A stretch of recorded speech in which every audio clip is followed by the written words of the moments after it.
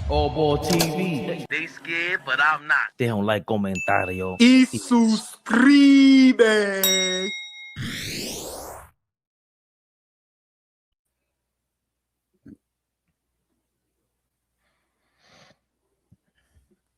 Yo, man. Oh, boy, I thought it was just rumors, bro.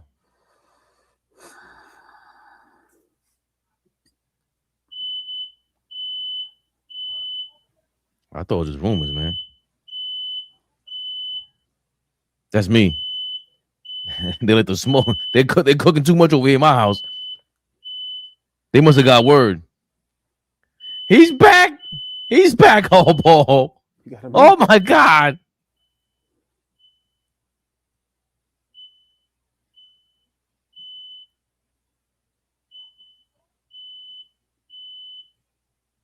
Let me mute this.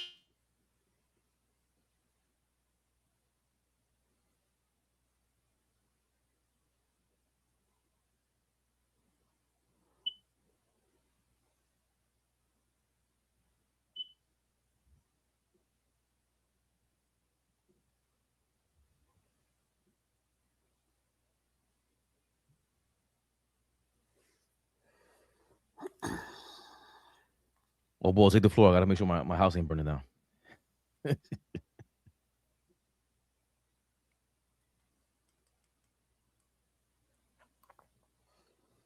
I know y'all see what's going on. Hey, yo, no strays, I ain't gonna lie.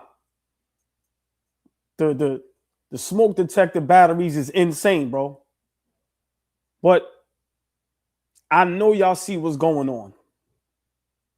And no, Sam Gale, nobody is secretly a fan of Stephen A. Smith. If people are talking about the Knicks, we're gonna cover it. Sorry. But Detroit Pistons fans, this is why I can't stand Pistons fans. The nigga was never really injured. I knew he was coming back. I'm glad he's healthy. Pistons fans.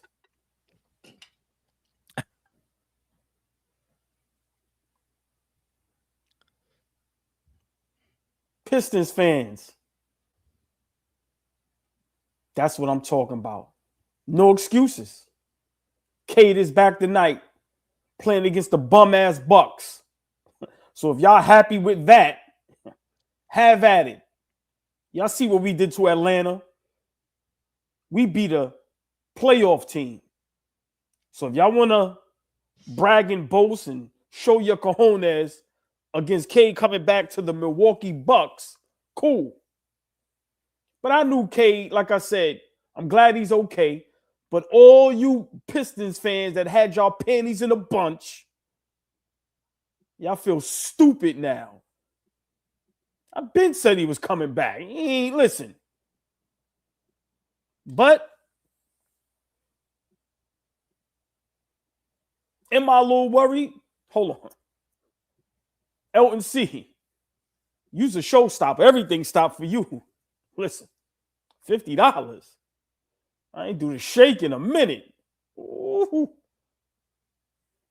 Big shout out to Elton C. 8999 for your $50. That's half a yard. For everybody that's been outside, that's a half a yard. I got to admit, I hate the Knicks more than any team in sports history. But this fucking channel has taken over my life since October. I mess with y'all. Yo, Elton C. Yo. Nah. I'm going to read that again. Not only because you gave us $50, but because that was good. He said, I got to admit, I hate the Knicks more than any team in sports history, but this fucking channel has taken over my life since October. I mess with y'all. Yo, Elton C., as much as we can't stand your Detroit Pistons, we rock with y'all too. And y'all have attempted to take over our channel, but we ain't going to let it fucking happen. But big shout out to you, my brother. Listen, appreciate the love and support. Yo, it's I don't know what else to say no more. But Cade is back. I know you excited. I'm excited. Because nobody can run and hide no more. Get that bum ass nigga acclimated and ready. Yeah. Because the playoffs is here. The beautiful ladies is in the building. The OG, Darlene Bryan, is in the building. I see Sam Gale in the building. Sam Gale, calm down too. Relax, sweetie. In the building, yeah. Sam Gale. Yeah. You've been on our head top last couple Knicks rehabs. Relax, sweetie. When I say sweetie, I'm mad. Ron Flores is in the building. The beautiful ladies is here. Big shout out to the chat. Best chat on YouTube. Best chat in social media. But a big, beautiful, special shout out to all the members. And if you ain't a member, explain why not. Yeah. All y'all bragging, both talk all that shit in the chat. Explain in the chat why y'all asses ain't fucking members. ABTV3 the Cash App. Y'all see Elton C showing y'all bum ass niggas up. The Instagram, AllBall TV 3_. We are in the building. Cade Cunningham is back. Fabian.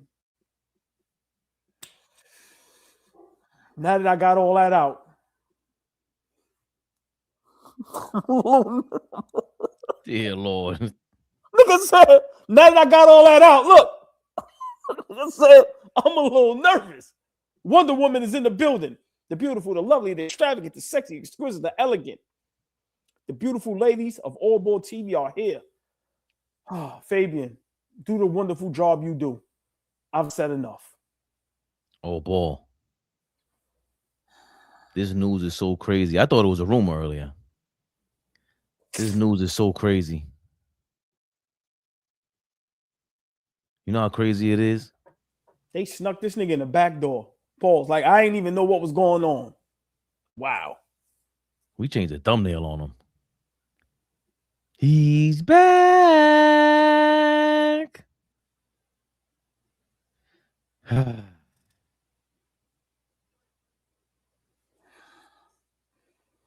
Who's coming back for us, man? Who we relying on? Deuce? Deuce is the savior of ball. The Celtics got Jason Tatum. Last year we had Mitchell Robinson. Who's coming to save us, man? Elton C. Big shout out. Elton C took over the chat. I don't know about y'all. Big shout out for the $25. We call that a quarter. I mean, all y'all that claim y'all was outside, we call that a quarter. Y'all really scared, but guess what? I'm not. And we Pistons fans taking over y'all chat. See, Elton, I liked you for a minute. Now you're getting a little too cocky, right? You think you over here coming on this live like Cade Cunningham coming back tonight against Milwaukee. We got a trick up our sleeve for y'all asses. See, Fabian, this is what gets me mad about Pistons fans. They're going to beat the dog shit out of Milwaukee, right? And they're going to make it seem like, yeah, Cade is back and is back to championship contention. You know what this is really about, right? Y'all know when I do that, niggas, that 65 game rule, huh? Is he already eliminated from that? How many games did he play? Okay. Chat probably gets it before me. How many games Cade played so far this season? 61. How many they got left? Please check. Tonight makes so it's hold on. Does tonight make 61 or is tonight 61 plus this game? 61 plus this game. So tonight makes 61. No. Tonight makes 62. Correct. And the Pistons they got 3 games left. They got 3 games left. AllBall solves the mystery. Hey. Stop telling me I don't know what the fuck I'm doing up here.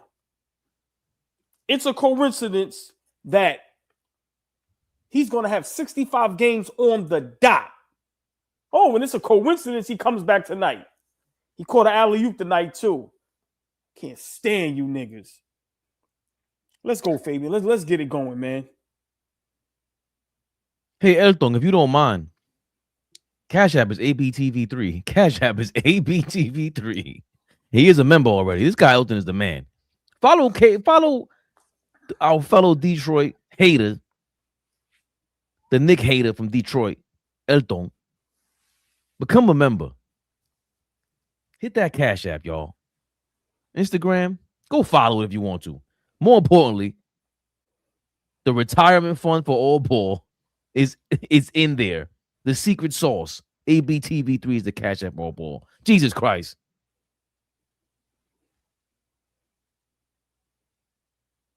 The Pistons, look how they play ball without him. Look how they play basketball without their star. Are you kidding me, AllBall? And now they got this guy back. Let's not forget, he was playing better than every guard in the East. Yeah. Jaylen Brown's in the conversation. And slow down. I mean, And yeah, that's it. Yeah. The as far as guard position in the East, it's definitely Cade Cunningham and Jaylen Brown. Yes. Then you get the Brunson and Maxey and Mitchell and Harden and yeah. They didn't have a trade deadline. They had no boost. He is the boost. He is the boost. So you Detroit fans had your little panties in a bunch. Because AllBall had some funnies when he got hurt. As if you guys don't make jokes. Now what you gotta say? Your man is okay. He's all right. He was not on life support. He didn't have his smoke alarm going off. He wanted those 10 games off, AllBall. He's fooling nobody. He was going crazy.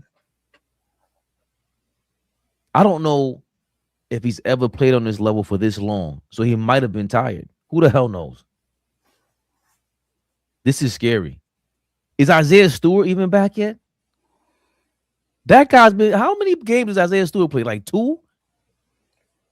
I mean, but the real question is, and we might have to turn this into Knicks rehab. Are the Pistons back in the driver's seat? We see the leap that Boston has taken, right? We see what Stephen A. Smith said earlier today on ESPN, as far as Boston being the clear-cut favorite by far, which I don't know if he knew, Cade was coming back tonight. But, it's the Pistons back in the driver's seat, and our Knicks, do we have to now re-worry about the Pistons? Because I don't care what no one says. If you were going to play the Pistons in the playoffs without Cade Cunningham, let's be for real, right? Like, miss me with that. If they were going to go up against Boston, I'd give even a Cleveland, us, right, without Cade. I'm miss me with them being that good. But now with Cade Cunningham being back, are the Pistons back in the driver's seat?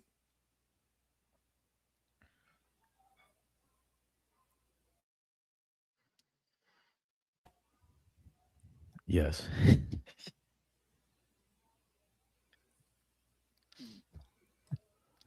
I don't know what Stephen A's been watching. I don't know what he's talking about. These dudes been playing ball all year long. They've been doubted, left for dead, forgotten. And all they do is keep winning. Isaiah Stewart has not played since March 13th, apparently. So they're missing guys. And they keep it up. Dennis Jenkins was going crazy. They beat the Lakers with Luka, with Austin Reeves, with LeBron.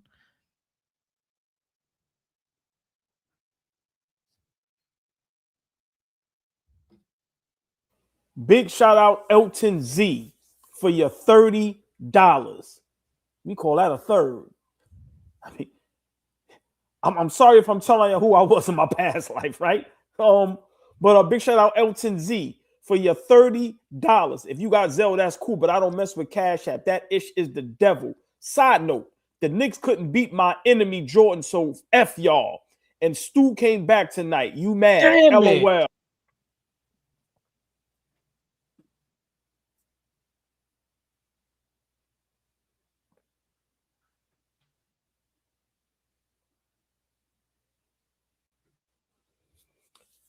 Elton C, I like what you're doing. You said I'm gonna pay $105. No, I'm sorry. 58. Yes, I'm gonna pay $105 to ruin AllBall TV's night tonight. Elton C, thank you for your $30. But go straight to hell. Yeah. And I'm definitely gonna see you there. God damn, Elton. Yo, wow. They got Stu and Cade back, bro. Wow. I'm trying to find a Stephen A clip because he's full of hyperbole. Wow. But just real quick, while you're looking for that, let's stay right here. The Pistons, for a while now, probably 10 plus games. No Cade, no beef stew. And they held it down. And I'm not gonna lie, seeing a clip of Cade back on the court tonight, like that team is ecstatic. Like they really like each other over there. And to me, chemistry is very underrated. And that's what hurts our Knicks. You see it sometimes, right? But this is a problem. Barney Rubble, we are in trouble. And for me, more so, when you got love for someone, when you like the player you're playing with, and you're excited that they're back, I mean, that's a recipe for championship. Like I just gotta call it what it is. I'm a little nervous. A little bit. And that's human nature, right? Because at times it's like, that's us. It's supposed to be us. That's supposed to be us on the court, smacking people around, having fun, being excited for your brother. And we are the total opposite when it comes to chemistry on and off the court. Just got to call it what it is, right? So having Detroit basically tonight showcase, yeah, we're fully loaded, right on time. As a Knicks fan, you have to be a little concerned because now, everything shifts. Everything shifts. So now it's a 3-horse race. No disrespect, but total disrespect to Atlanta, Charlotte, Cleveland, Orlando, Toronto. Get all them niggas the fuck out of here. Let's start talking for real. The playoffs is coming up. It's a 3-horse race in the East. Can some of those teams make it competitive? Yes. Can they make a series fun? Yes. But barring injury, it's a 3-horse race in the East. Y'all see I ain't named Philly. Fuck Philly. It's a 3-horse race. It's Detroit. It's the Knicks. It's Boston. And Detroit just made it very interesting. To me, they did this purposely. Not saying the young man didn't have a health scare. Glad that he's back, right? But they needed to make sure they were going to go into the playoffs fully healthy. And listen, it's going to be tough. It's going to be tough, Fabian. But I think our Knicks is still the best team. We have, out of those three, we have the best clutch player. And I think hearing it from a lot of platforms, Austin Rivers, other people, he doesn't shy away from the moment. Cade had a better season. Jaylen Brown had a better season. But who would we rather have with the ball in their hands in clutch time?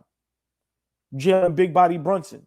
And as long as he becomes big body in the playoffs, Jordan numbers in the playoffs, Flea, which we'll see our brother Flea in a minute, I think we'll be okay.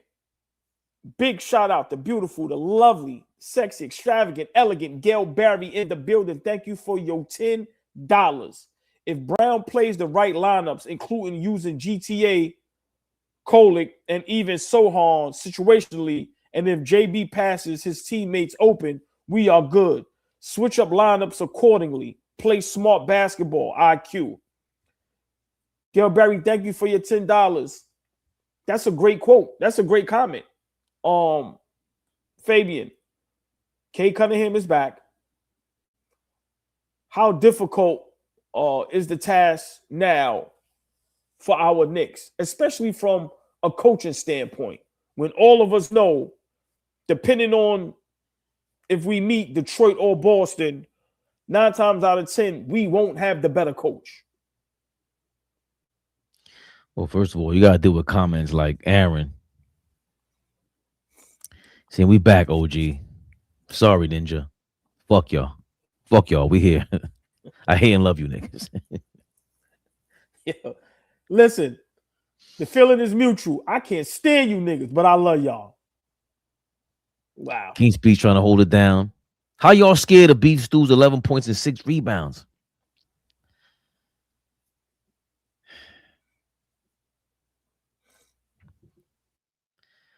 Oh, boy. Can we cut the shit? Please, let's cut it. Cut it. You always tell me sometimes you got to slow me down because I'll say something. You go, whoa, whoa.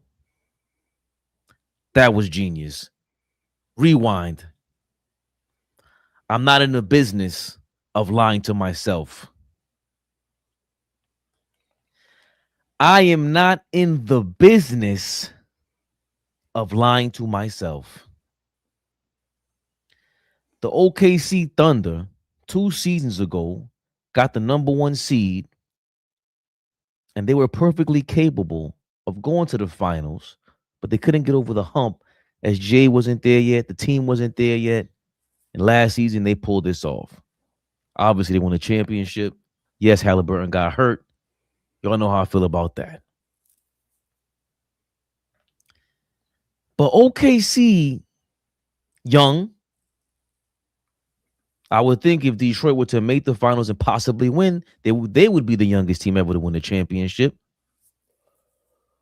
OKC plays good defense. Don't get me wrong. But they don't have this style of defense, man. But hold on, stay right there. Let's not forget, OKC made 2 moves that put them in championship mode with Caruso and Hartenstein. Detroit didn't make that move. So I get where you're going, but don't forget with that OKC, those 2 moves right there is what put them over the hump. No Hartenstein, no Caruso, and especially Halliburton getting injured. So I get where you're going, but and while you're telling your story, can you please put up a picture of why I will never be afraid of beef stew? I'm going to say it again. Yeah. We fight dirty over here. While Fabian makes his great point, please put up the picture of why me, AllBall, will never be afraid of beef stew. He's in the building. Yeah. All you tough niggas, my bodyguard is here, nigga. Fuck out of here. Yeah. Yeah. Flea, before you get it going. What's up, fellas? Flea, what's going on? I need my ammo. What's up, brother? Hold on, Flea, before you put that up. Peace to the chat. Chat. Flea O'Brien is in the building. He will set you niggas straight. But before they go, let me explain to y'all why I would never in my life be afraid of beef stew. Fabian, the floor is yours. Bad decision maker. You see him? Poor decision maker. Can you go back to Kingston like that? What? Can you go back to Kingston? Just a question. Just asking. You can take that shit down. Yeah. I don't know. Scared. I was asking because I, on the way home, on the commute home, I'm watching my brothers as they do what they do, and you got these dirty ass niggas trying to get y'all niggas scared. Big shout out to Elton. He dug deep just to run his mouth. Big shout out to Elton. We appreciate that, brother. Thank you, my brother. But hold on before y'all go. It ain't even about the woman. It's just the whole picture. P don't do that. I'm just poor decision maker. Listen. So for me, makes poor decisions on the basketball court. So yeah, big shout out to King's speech. That 11-6. Fuck up. Listen, it could be 20-6. Listen, it could be 20-6. When you show me that picture and tell me that's your enforcer, right? Right. I don't know what the hell you guys are getting on. Getting your chest out. All these guys are scared of beef stew. Who? No. Ain't nobody scared of that nigga. No, I think you're sadly mistaken, bro. Ain't nobody scared of that nigga. That's an act, bro. That's niggas seen that already. Niggas seen that same shit already. Here we go. I'm not talking about any other team. I'm talking about the Knicks. We're talking about the blue and orange. Who the hell on this team is an enforcer? Nobody. You talking about these people's spouses as if our captain don't have one of those. That wasn't the question at hand. You're talking about who he is as an enforcer. Jalen Brunson has exactly what I thought he would have. So what are we talking about? Listen, I don't even know. He's been enforcing. What is his role? King's speech with the 11. Are you stuck on 11-6? He's one of the best defenders to protect the rim, period. He does his job. Yo, man, this dude here. You don't want to hear it. No, it's not that I don't want to hear it. I don't. You tell the truth. I'm not running from it. I'm paying attention.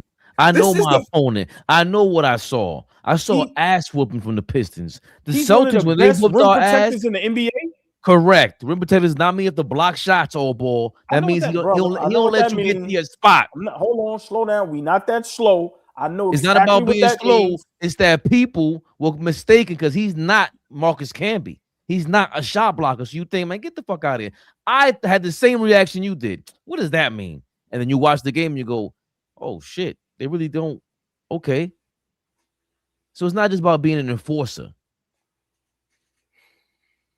He's coming back with Cade Cunningham right before the playoffs. They're going to play the number 8 seed. Even if it's the Hornets, you're getting a jolt. It is what it is. They were playing great without him. All these guys are screaming the Celtics are 12-2 since March 2nd because Tatum came back. Word. Yeah, they champions. I seen the Pistons hand people their ass, and they're not champions. The coach ain't playing no games, just like the Celtics coach ain't playing no games. We don't have someone to counter that on the coaching staff. We haven't countered that all year long. Enough of the lying. Cat, are you ready to tussle? Is Mikal Bridges, you ready to tussle? OG, you ready? OG's been on some fake tough shit for a long time now, and I haven't called his ass out. It's about time you get into a rumble or two. All that fake enforcer shit. You had nothing for Draymond once again, letting Cat get punked when y'all were yelling at me like, what does tough mean? What does soft mean? And he punked us again, and nobody had nothing for Draymond or them Pistons. So, am I worried? Yeah, I'm worried. Who was the number 1 seed last season, Ray? In the East? Yes. The Cavs. Who was the number 1 seed the year before? The Celtics. Keep going. Yeah, after that. Let me test your ball knowledge since niggas say we casuals. Keep going. Who else? And you, Dad, hold on, Dad, you scared too, nigga? You got down to Atlanta and got fucking scared? Dad, I'll call you later. You agreeing with Fabian? You niggas is scared? Wait, look, nigga said that's what Atlanta do, man. Nigga move to Atlanta. Stay home if you're scared, OG. man. Come on, OG. And Y'all know I love my pops, but this nigga jumps in the comments talking about he agree with Fabian. You niggas are scared now. Oh yeah, this live gonna be good. Yeah, This stay live home, gonna be nigga. good. Stay in the fucking crib. This live Never. gonna be good. Yo. Love Never. you, daddy, yo. Stay in the fucking crib.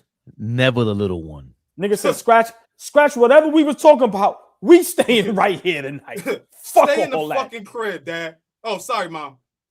Everyone say hello to Sorry, mom. Oh, Sorry, my Mom. God. Excuse us. She Sorry, said, Mom. take it easy. Yeah, she said, Sorry. my bad, mom. I'm Sorry. sorry, mom. Sorry, She Mom. said, take it easy. Because that's my dad. Mind your business, Sam. Like, hold on. Come on, y'all. Come on. The season before that, the Celtics. Blessed one is in the comments talking about, I hate when we too confident. Either we confident or we not. What are we? What we doing, y'all? What are we doing? It wasn't the Celtics. What are we before doing? that? I'm sorry? It wasn't the Celtics before that? When they got Just asking a question. What are we yeah. doing, y'all? because they had the number one defense. When the last time we seen the Pistons win 4 games out of 7? The Pistons? Yeah. When the We'll last get to time that in we a seen them second. do that? No, Wait, answer my question. I will. So somebody paid $9.99, so I'm going to answer their question first. The All right. fact that Shout out to only Ray. Fabian knows Stewart is one of the best defenders in the league is sad. Always know your opponent. Why do you think the Pistons fans are over here to study our opponent? Hold on. Thank you for the money. Thank you for the money, Ray. I don't understand why you niggas think we. Thank you for the money, Ray. I don't know. Beef Stew is not Ben Wallace. Slow down. Nobody said he's Ben Wallace. Yo, why does it get to this level of Ben Wallace, Matumbo? We ain't saying that. Because we got dirty ass Detroit niggas in the comments invading the Knicks space, trying to tell us that we don't know who Isaiah Stewart is, using the term casuals. Like, come on, bro. Like, I know who he is. He take weird pictures. We're well informed, and just because we're not scared of Beef Stew doesn't make us uninformed. Go prove it in the playoffs. You missed the playoffs last year. Ain't this gonna be his first time in the playoffs? Am I wrong about that? Yes. He okay. was hurt last year. Can we thank Aaron for keeping it as politically correct as possible? For the sake of the platform, I'm not gonna say why we're not worried about Cap. OG Detroit Heartless will fry your old ass. Flea was good. Look, they even said hello to you, Flea. By the way, can we get Aaron's original joint? I'm sorry. Thank you. At least I needed to hear you say you're not scared, baby. Come on, baby. You know how we do. What's the top 5, top 10 defenders in the NBA today? Oh man. Chad. Right, we talk about but hold on, no, hold on. We talk about basketball all day, right? And we all watch the game, we love the game. And when we talk about whether it's great offense, great defense, ISO players, great defenders, we hear names come up. I don't hear Isaiah Stewart's name come up. So I'm just trying to figure out if am I crazy? I'm not saying he isn't a solid defender, but where's this DPOY candidate at? I've never heard. Hold on, because you can finish. I've never heard all season Isaiah Stewart is one of the best rim protectors in the NBA.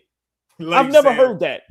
I'm not trying to be funny. I'm not trying to troll. And I'm saying when we talk about some of the best defenders in the NBA, even Draymond Green name still gets brought up, even though he's been in the league forever.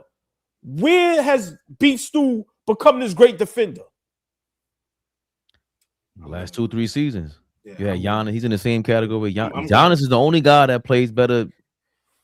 It might be an analytical stat. I'm going to agree he's a great defender, but I'm not going to say like he's an all-world defender. Like the guy could defend. That's how he got a job. That's how he's able to stay on the floor. It's clearly not because he could score. He's a guy that mucks the game up and defends. So I'm not running from that, but don't, it ain't got to be like that, OG. He ain't got to be one of the best defenders in the league. Like, he's a good defender. No. So how you say that he's a guy that mucks it up, he's a good defender, I can take that. Yeah. But when I hear best, miss me with that. He's one of the best to do that. And on top of that, you got a Sore there. You got a whole team that's Durant. You got all these guys who are playing defense. Cade is playing a lot better We defensively. know that. Those are the same that played defense last season. They got their ass kicked. So Yeah. I know about all them other dudes. Right, but you can't just eliminate that. You can't just eliminate that. These are the guys that it's not just him playing defense.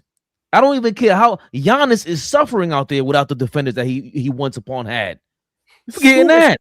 See, that bothers me because you're the same guy that say Giannis doesn't defend, but they're gonna run out here and say Isaiah Stewart is the best. If you want to misquote me, like no, it's not a misquote, Fabian. That's what you said, man. You always talk about somebody one-on-one. Giannis doesn't play well. One-on-one, Giannis does not play well. One-on-one, Giannis doesn't play well. One-on-one, Giannis. Yes, he does. He doesn't. He lets everybody pass. With you. Go ahead, bro. I stopped that argument a long time with you because it's clear you're not watching. But hold on. They're gonna say Giannis is not a good defender, but want to amp Isaiah Stewart? Come on, and that's my point. Hold on. I just said Isaiah Stewart is in the same class as Giannis with that. But all of a sudden, he's not a good defender. I'm not saying that. So this is what I'm saying. We're not going to argue. That's why you can't argue it, because I'm saying it already. We could be rude too. Giannis is one of the best defenders at that. I'm not being rude. I just always hated you pushing that narrative. Like, what is the narrative? I didn't say this. Giannis can't guard one-on-one. I've seen plenty of people scrape him up. Everybody scrapes him one-on-one. Off the ball, he plays better. Defensive rim protection, that's what he's great at. But that's off ball. He's coming in late. That's defense. Yes, it is. Find me 10 niggas on the ball that's going to stop the ball. Find me 10 right now in the NBA. He's not in that category is my point. That's always been my point. Exactly. You made my point. He's not there with a sore in him. That's not what he does. All I'm saying is you try to fuck beef stew at this point. Like, what are we talking about right now? You might about to get hung up on beef stew. I'm not, but to make it seem like he's nothing, adding him is nothing, along with Cade. Nobody said that. See, nobody said adding him is nothing. You made it. You didn't understand why it's important to have Isaiah Stewart in there, brother, along with Cade. To have your core players is important, but to sit up here, I'm saying I never heard what everybody is talking about. We've been up here forever. We've been watching basketball forever. We all love the game. I've never heard when they talk about some of the best rim protectors in the NBA, his name is not at the top. So what is your eyes telling you? Okay, fuck what they say. What is your eyes tell you? He's decent. That's what I'm saying, because you always because you get hung up with these niggas that just be talking. But that's all right. They talking, so I'm gonna respond. What I see is decent. I don't see what everybody else sees. I don't. He ain't no great defender. He ain't no smart. He ain't no right. He ain't none of that. He's cool. He's cool. So how does he stay on the floor? How does he stay on the floor? What does he do that keeps him on the floor? Listen, he's a cool defender. He did the same thing everybody else does. Same thing everybody else does. He's a cool defender. He's all right, man. Y'all niggas overhyping that nigga. The fuck out of here. But you expect to see Mutombo out of nowhere. That's not what I'm saying. I never said nothing about Mutombo. Right, but you need to be so impressed by him. That's Fleet asked a great question. How did he stay on the floor when they got other rebounders to go over there and he still had to stay on there? He had to learn how to shoot the three just to stay on the court. They were trying to get him up out of there. They're trying to make him trade bait. That's what they were trying to do to Isaiah Stewart at one point in time because they got Durant and all that. And he still found his way to get some minutes. And he's still important. Again, he's not Ben Wallace. He's not none of them dudes. He ain't going to win Defensive Player of the Year. That's not his game. But we can't. That's like people doubting us about OG Anunoby at this point. No, we know OG Anunoby's a great defender. Is Isaiah Stewart on his level one-on-one? I don't think so. But this guy he's good, man. He's good. We just spent 20 minutes on Isaiah Stewart. Nah, we get a little carried away sometimes. Listen, we do what we want. It's our platform. We get a little carried away sometimes. But I ain't letting nobody on my watch claim something that I just don't agree with. We can leave it alone, but I'm not buying that. The fuck out of here. That nigga's cool. He's part of a great system. He's part of a great core. Yes, he's important, just like every other team has guys that's important. But at the end of the day, I'm not claiming him no fucking best rim protector. Get the fuck out of here. That nigga ain't stopping nobody from coming down that lane and putting it on his fucking head top. Fuck out of here. There's two niggas in Cleveland that's better defenders than him. That nigga ain't no top 2, top 3 defender. Get the fuck out of here. I ain't going for that. Who are these on, two in man. Cleveland? Now you don't know what's going on. All right, I you don't. can keep playing that game. I don't. Okay. I don't. Homie was just defensive player of the year. He a better defender than him. That's one. Now name the other guy. You said two. He's a better rim protector than Allen. Yes. Hell yeah. Darren is soft. Okay. Soft. I respectfully disagree. We can move on. I don't know how to move on at this point because it was 20 minutes. I mean, I asked the honest questions. I can't believe like that's what they did. They got us in a tizzy, and we haven't seen them win a playoff series in 18 years. So it's not like if we meet them, this team, when we meet them this year, they would have had to win a playoff series. But we're talking about a team that respectfully, like we talking basketball now. Fuck the trolling and the whole Detroit versus New York shit. We're talking about a team that ain't won a series. How? And bless one, we're overconfident, nigga. What the fuck are we talking about? Yeah. How do we over? Fuck them niggas. We gotta stop. I'm okay with them getting out the first round and then me coming back here and saying Detroit handled their business, man. Detroit handled their fucking business. That's a real team. But how can we go off the regular season? How? I'm confused. Help this casual. Please help this casual. I'm confused. What the fuck are we talking about? Well, if not the Pistons. He's that great of a defender. Did they defense drop off since he's been gone? Beef stew? No. The fuck out of here. Ray Floyd, shut up. It ain't about a championship. When the last time you seen your team advance from one round to the next? King's Speech got the answer for $2. Obama was a senator the last time they won a series. we getting into back and forth with niggas they're not even used to winning playoff series. Not even used to it. And we in back and forths. That's what I told y'all the other day. Their goals are not the same as our goals. Like, let's stop, y'all. Let's stop. Thank you. I really don't give a F. Brooklyn point guard said, not going to front. I'm with OG on this one. Beef Stew is an okay defender. Mitch is 20 times a better defender, if you ask me. He's not in his class. I don't know who's in. Close. Mitchell Robinson is in a different class than almost everybody. I don't know who's in Mitchell Robinson, and I'm serious. Healthy, he's just. I don't see anyone who could do that. And big shout out. And we up here talking about Beef Stew, and we got one of the best rim protectors, one of the best defenders on our fucking team. Fuck Beef Stew. Fuck out of here. Fuck Detroit. Fuck the Pistons. It's on and popping. Enough of this shit. Fuck out of here. Can't nobody hide no more. Your man is back. Your enforcer's back. Let's get this shit cracking. Bum ass niggas. Well, if not the Pistons, I don't know who you guys got, but clearly ESPN is pumping somebody else. Brian, because of the way Jason Tatum is looking. And as an aside, I'm very upset with Jason Tatum. He as great of a player as he is, he's an even better person. Love him. Love everything about him. A superstar in this league that is just one of the classiest people that you'll ever meet. Been on this show. What I'm mad at him about is that he didn't listen to me. I said, you can relate because you don't listen to me. He didn't listen to me. You can relate because you don't listen to me. I'm very upset because Jason Tatum, I tried to coax him into sitting out the season. I said, it's an Achilles tear. You don't want to come back. You want to stay home. Just stay away. Relax. You know, they don't need you. It's okay. It's all right. Okay, you could come back next season. When I said that the New York Knicks were going to the NBA Finals because Jason Tatum had that damn Achilles tear. Damian Lillard, while in Milwaukee, had the Achilles tear. And, of course, Tyrese Halliburton, who knocked the Knicks out the last 2 years, had the Achilles tear. And, damn it, it hasn't worked out. Because this damn Jason Tatum, I mean, it's really getting on my nerves right now. Over the last 6 years, I'm just looking at this guy right now. Over his last 6 games, Jason Tatum is averaging 25 points on 46% shooting, 38.5% from three-point range. By the way, he's also averaging 10.7 rebounds and 7.3 assists. This is a guy coming off an Achilles tear, 200-plus days ahead of what Kevin Durant and others came back from when they had the Achilles tear. I'm like, damn it.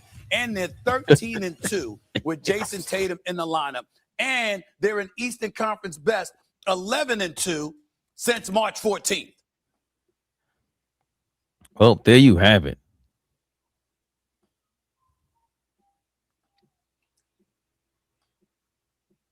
Fake Knicks fan keeping up with the Celtics and the Beast of the East, the new Beast of the East, AllBall. What are you thinking? Are the Celtics creeping up over the Pistons? No, and the Knicks? Man, fuck Boston and fuck the Pistons. Tired of niggas that's claiming Knicks fans and ain't glazing the Knicks. All that shit don't matter no more. It's zip, zip. Zip, zip. If we going off of history, if we going off of literal, which all we have to go on is last season in the playoffs until we get to the fucking playoffs. Who beat Boston last season? Who beat Detroit last season? Fuck is we talking about? Fuck Jason Tatum. I don't care about him being a nice guy. Fuck is we talking about? Break down some shit, nigga. Analytics some shit. Analyze some shit. Fuck are you talking about? I like what you did there. I'm sick of this shit. We are the team that just was in the Eastern Conference Finals. The same glaze, the same confidence that everybody had with Detroit last season, they have this season. What happened? Big body Brunson in Thompson's fucking face. Between the legs, send you bum ass niggas home. What happened in the semifinals? We was up 3-1 on them bum ass niggas before he got hurt. Yeah. We ain't even need the 2-shot Dillinger for that nigga. Fuck out of here. Fuck is we talking about? What the fuck is going on? Enough is enough. Respect the Boston. Jaylen Brown is having a great season. But no, they are not. It's no, how is it a gap? 1, 2, 3 is right behind each other. The fuck is Stephen A. Smith talking about? Enough is enough. Call this shit how it's supposed to be called. Nothing matters no more. The regular season is over. So you know what you have to go off of? Data from last playoffs. That's what you go off of. And you know what the data says? The Knicks beat both the teams ESPN and Stephen A. Smith been glazing all fucking season.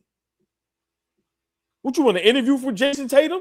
Now you joking and playing what's up with these niggas?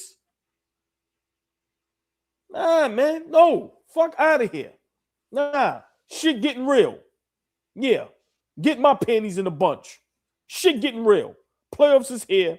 Tired of niggas talking. Tired of niggas acting crazy. I'm tired of people being blind. I don't care how much you hate the Knicks. Call it fair. We were 2 games away from the finals. So until someone beats us this season in the playoffs, that's what you have to go off of. So what gives me a reason to think Boston is going to beat us or Detroit is going to beat us when we fucking beat them? Now, if you break down the game and analyze the game and tell me what you think, whether it's from a coach's standpoint or whether Cat and Brunson can't, break it down. But don't just because Tatum is back now, or it was back last season. And what happened? Detroit had Cade Cunningham and saw Thompson them last season. What happened? The fuck out of here, man. Yeah, we here now. Yeah. Y'all thought I was mad before. It's all you getting till June. Fuck Boston. Fuck Detroit. Fuck whoever else is going against us. We here. Motherfuckers. Flea. Breakdown, OG. Flea, the Celtics. Nigga asked for a breakdown. He went crazy. I love it. Stephen A. said the Celtics are 13-2 since getting Jason Tatum. They have won the championship. To it, your point is always there were steps, and they took them. They accomplished them, and they're here. Even though the Pistons are the number 1 seed, even though the Knicks have been in the conference finals and beat them last year, Celtics getting a lot of momentum. What are you thinking? I can't get caught up in the, we having fun with the comments. So big shout out to everybody in the comments, but we can't get caught up in trying to. I'll let OG do that tonight. That's my. I look at him as a big brother. I let him go crazy. I'll kick some shit. I think Boston is proven to be the honest favorites to come out the East. They're well coached. They have two guys that have done it. Like, they are battle tested, right? I talked about this morning. Like, since they walked through the door, they've been playing in important games. So for him to come back and it just kind of looks seamless. Yeah, like I said, last night, Brown had 35 on 29 shots or something like that, and Tatum had 23 on 15 shots, right? So it's not like he's coming in and trying to regain the number one spot. He allowed Jaylen Brown to, like, be the guy this year. Like, that's big stuff. That's huge stuff for me. And they got all them guys over there that just know their role and played at the best of their ability. So for me, I think, everybody's on this scared train tonight. Okay, if I'm concerned about any team in the Eastern Conference, it's the Boston Celtics. Yes, we beat them in the playoffs last year on the road, came back in both games. I don't think a team like that is going to allow that to happen again. I don't think we're going to catch them off guard again. I don't think that this Knicks team this year is good enough to walk them down back-to-back times down 20 on the road. I don't think we're good enough for that. We're not as tough as we were last year. So we're a little more skilled. The offense, obviously, when it's playing at its highest level, looks a lot better. It's a little more creative. It's not as basic and boring and stagnant as the Tibbs offense. But Tibbs had a culture here. We were going to fight, scratch, claw to try to get a W. Against Atlanta was the first time for me this season that was a gritty win. Yeah, we came back down against Houston, but we kind of walked it. Like, Atlanta's game was gritty. We had to make play after play after play. So, I just think the Knicks should be concerned with every team. They can't come into any series, with their head too high. We got to play good basketball every series, every game matters. But I think we're capable of playing good basketball. So there's nothing to be afraid of. We need to go into these series with confidence, play our game, and rely on our defense and rebound, and then we're going to be in every game. There's no juggernauts in the Eastern Conference. There's no OKCs in the Eastern Conference that if they punch you, it's hard to get up. There's none of those in the Eastern Conference. I just think we match up well against the Celtics. I don't see, like, even with Tatum, like you said, we beat them last year in the playoffs. We beat the Pistons, but to me, they got better. The Celtics, I don't know if they got better from previous years. Like, I don't know if they're in championship form from years past. That's my whole thing about this. Like, I get it, Tatum is nice, but he still hasn't proven that he's the go-to guy in crunch time. He ain't proved that to me ever. And he had a bad finals when they won. So you can be had if you're going to keep that up. You're going to be passive and try to attack them. Their flaw is always going to be that him and Tatum and Brown, it's not a perfect match. And if Tatum takes over and does the drive and kick thing and he engineers offense, all right, cool. They were great like that. They won the championship like that. But I don't see them relying on Jason Tatum for the playoffs after coming back after an Achilles when it takes so much time to rehabilitate that. I don't see them dealing with the Pistons defense. If they play the Pistons, which they don't have to until the conference finals, that's why getting the number 2 seed for us was so important to me, because let the best hash it out. Let them go. Let the Celtics really get challenged, because I want to see what this is with the playoff pressure and Jason Tatum. This is good for the rest. This is when I agree with you, Flea. What is this regular season stuff if that's not a real challenge for Jason Tatum? This is going to be tough on him in these playoffs. Like, Cade just missed a couple games, several games, and now he's coming back. But he was playing all year long. He's not coming back from an Achilles. I don't believe in him. Hold on. There's basketball happening right in front of you right now. It's about 15 games. It's about a month of him on the basketball court. What makes you think that's not going to translate over to the playoffs when there's no back-to-backs and it's virtually the same team? There's no readjusting to the offense, to this, to that. virtually the same team. So you not confident that Tatum is going to be good in the playoffs? I just don't. I think it's better. It's a bigger challenge to deal with these kind of defenses. The same team you see for 7 games, they're going to put pressure on you. They're going to put a body on you. Now they're really going to challenge you. You're seeing a different team every night for the most part, and just adjustments. The coach is bringing out a different maybe a different defense, a different look every night. Yeah, okay. And the same team. So Atlanta is starting to creep up. Even Orlando gave them problems. I know that they're struggling this year. They took a nosedive, and they might not make the playoffs because they gotta secure the play in. But I can see some matchups against the Celtics where you can go 5, 6, 7 games. That's a fact. That's a fact, Dad. Big Fleece, OG Fleece said the Knicks need y'all energy. You damn right. Well, we've been sick of that. We need that. You damn right, Dad. It feels like they don't, man. It feels like the Pistons do. That's why I don't understand the whole Celtics. Oh, it's great. It's good for them, but I don't see how they're gonna give us. I'm not scared of the Celtics. I respect them. I respect what they've done. I respect 2 All-NBA players, and Derek White is amazing. Pritchard is nice, but they had Horford. They had other veterans in there that would really pull through for them. They don't terrify me. They don't put pressure on me. There's no. Again, I think the class of the East right now is the Pistons. Like the way they play defense, that's pressure for 48 minutes for 7 games. You got to beat them 4 out of 7, not just two games, not just 1 quarter, not being consistent the way that we played. Nah, the Pistons are playing that same defense against everybody. It didn't matter who it was.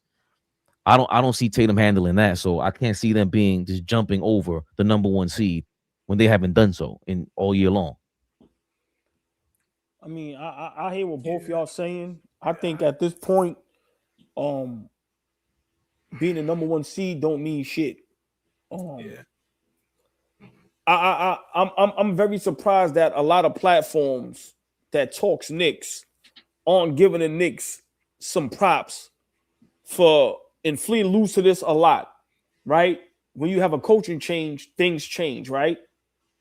But for us to still be a third seed, still have a 50+ win season, go through all this adversity we had to go through with no chemistry between our best players, right? Cade and Brunson, guys being injury prone in and out the lineup, Shamit, Deuce, Mitchell Robinson, beginning of the season, couldn't play back-to-backs.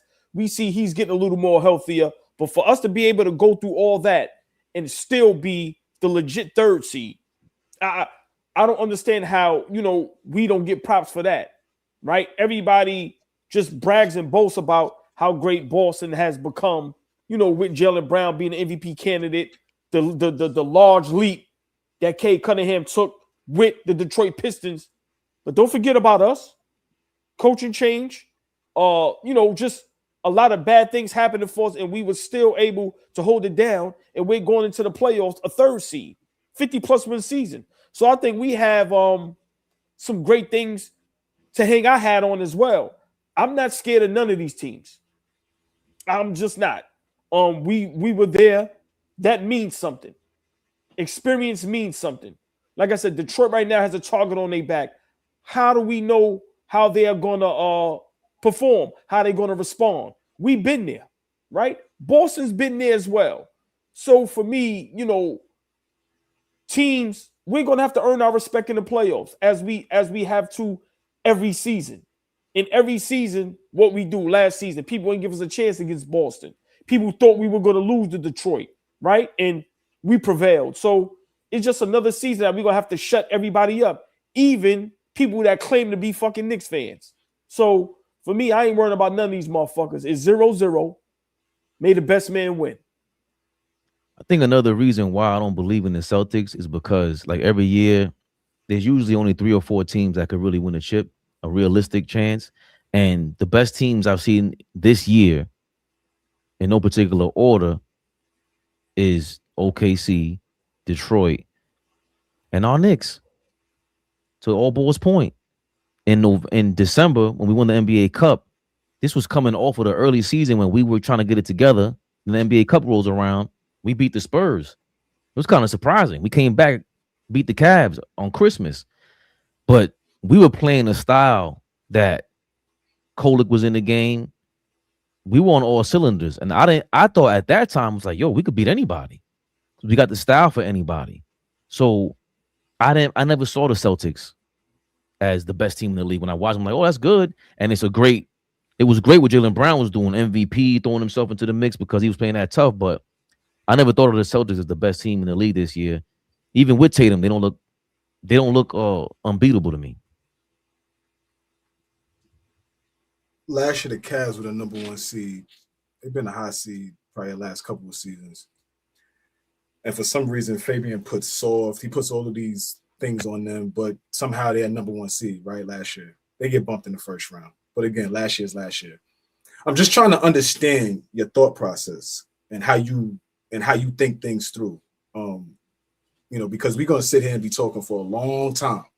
And rather than getting to screaming matches with you going forward, I want to understand how you think. So is it how the Cavs won, which then puts you in a position to say, that's a fake number 1, and how the Detroit Pistons are winning this year that says that's a real number 1? Help me understand what your criteria is, how you see this, because for me, I just always say you got to win in the playoffs. And then when you do it, that's what OG said, you earn the respect in the postseason.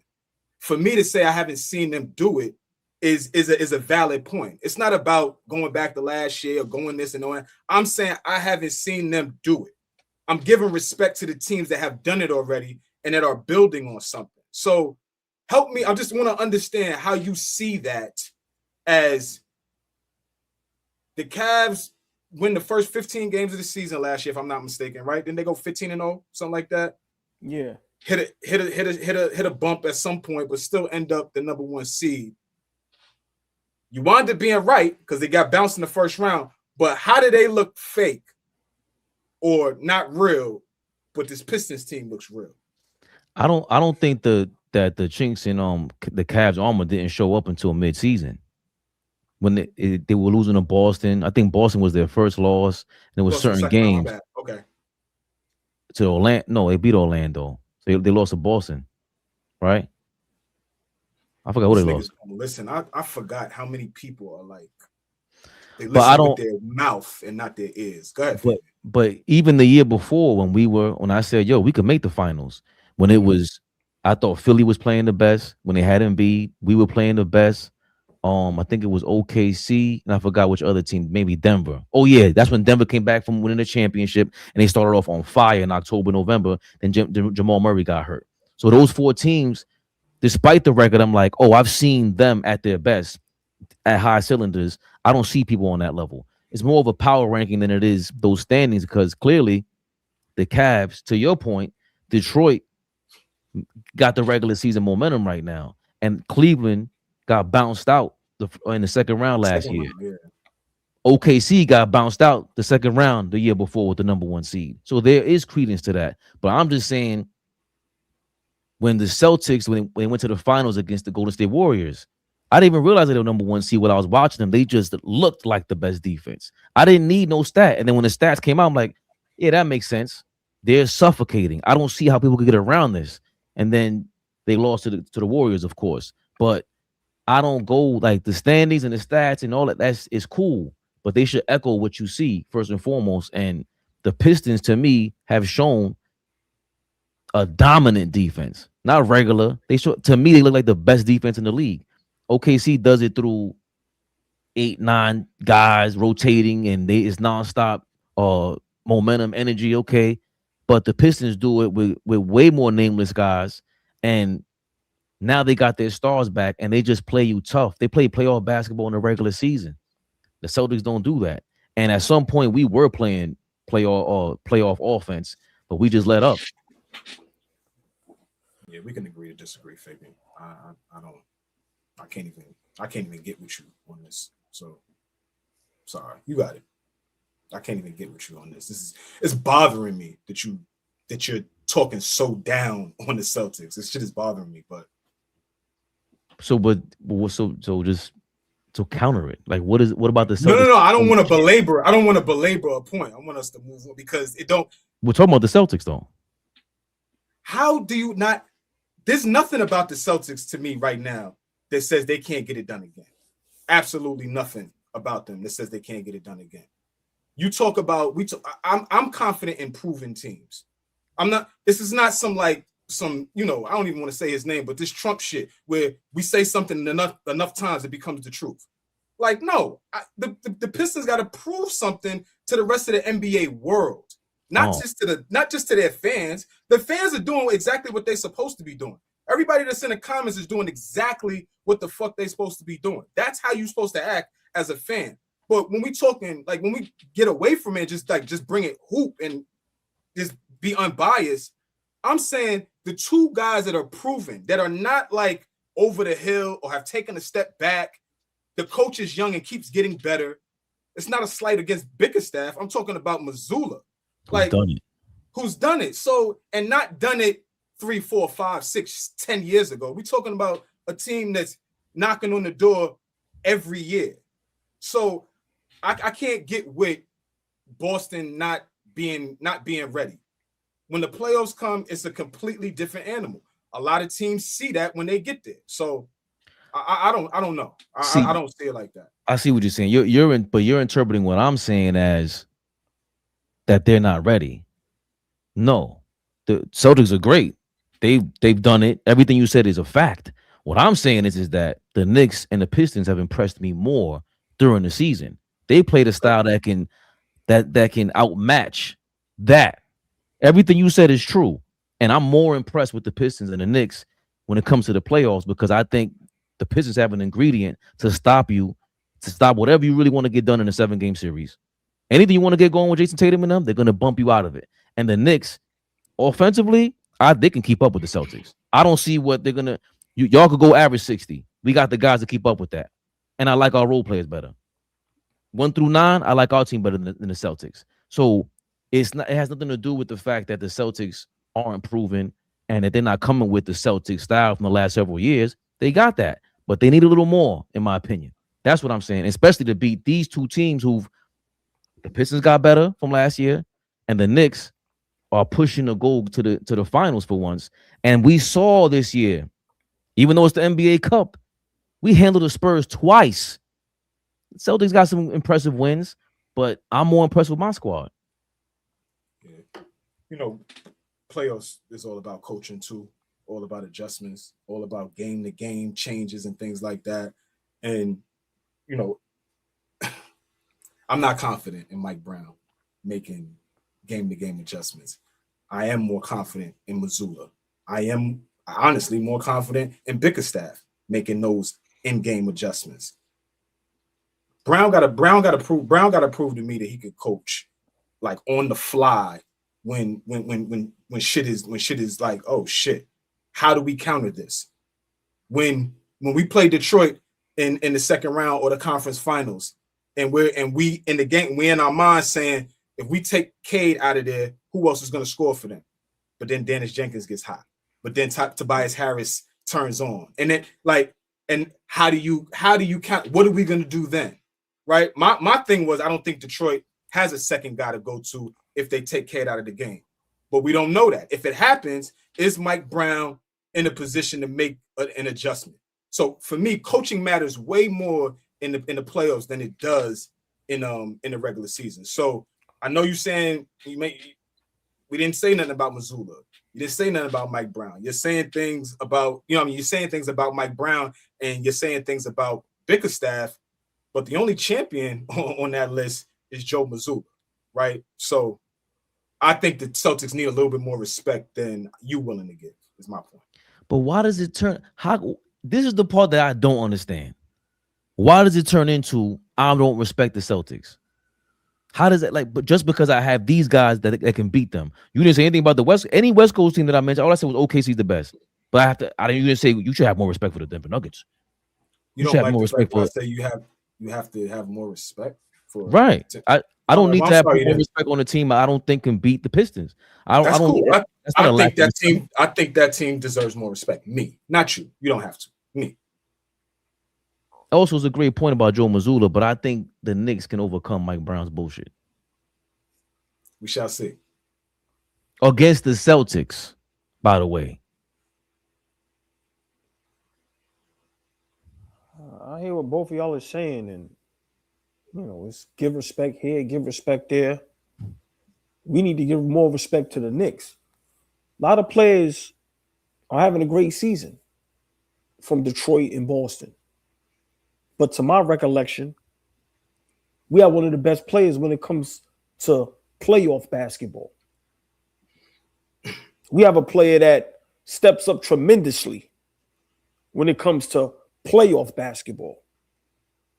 Michael Jordan numbers. You said that to make yourself feel good, man.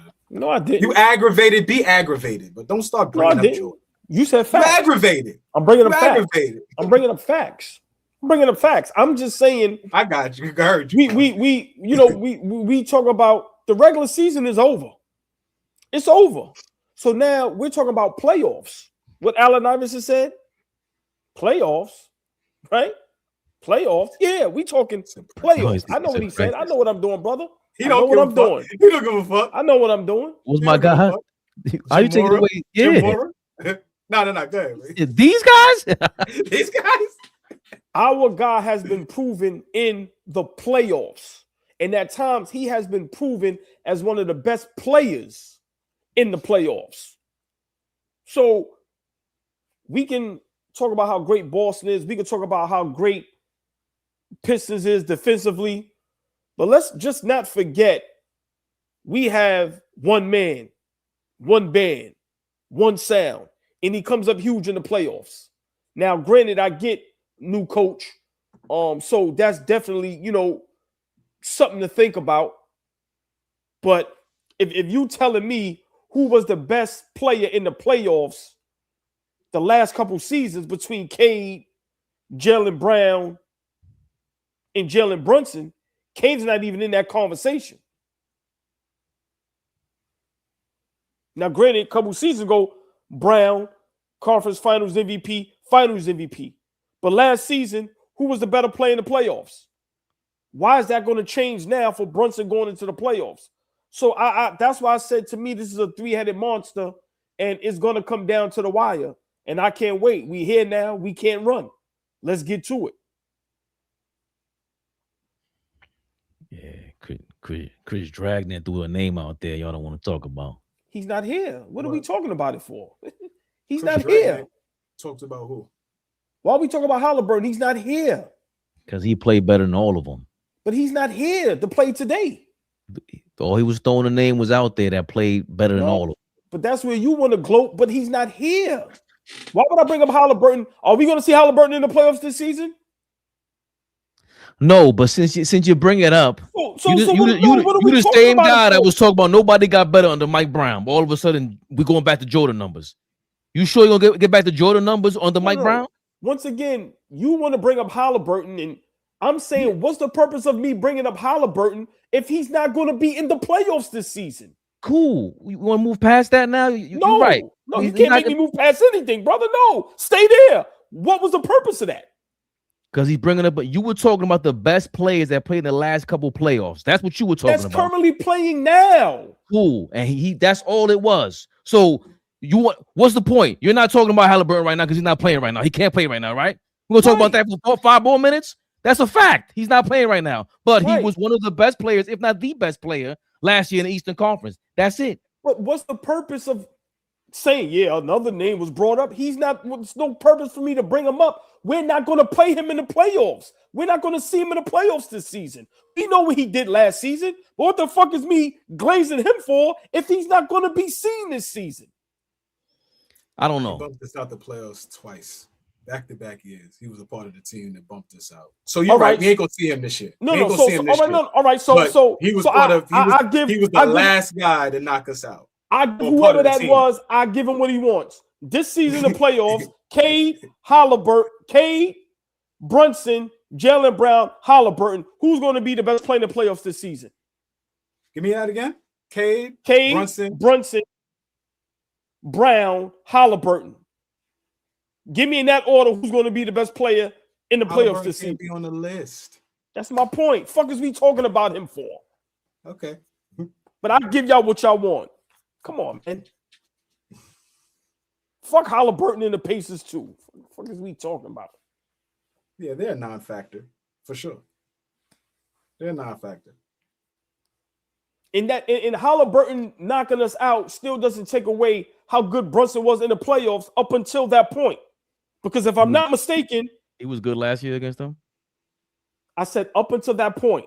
Did you not hear what I just said? We are all very smart up here. I said Brunson up until that point. Yo, we all know what that means. Getting real aggy over nothing, bro. Nah. Jalen Brunson did not play better than Tyrese Halliburton last year. That's all it was. You just always said that point. We keep moving the goalposts every time you want to bring up a point. Flea, did you hear what I said? It was this season. Now it was last. We're gonna go back to last year. Did I not say back-to-back season? We got dumped by them, and Halliburton was busting our ass. But up until this point, when Halliburton tore his Achilles, he was better than fucking Jalen Brunson, bro. Brunson was not playing. He was not playing. Bro, and put a Michael Jordan numbers against the Pacers. Nothing. Because you keep cutting everybody off and acting all aggy, dog. Bro, and you just making a point about nothing. I sat there and let you and Fleet talk. I didn't cut anybody off today. What are you talking about? I was trying to move on. You got man, but we talking about players from this year. You stuck for 5 minutes. Yeah, I know. Listen, it's not gonna work with me, bro. I'm not trying to make nothing work. What are you talking about? I said, bro, because you getting upset. Because Halliburton is your guy. I don't care about none of that. I said Jalen Brunson was great up until that point, up until he played against the Pacers. That's what I said. That's what I said.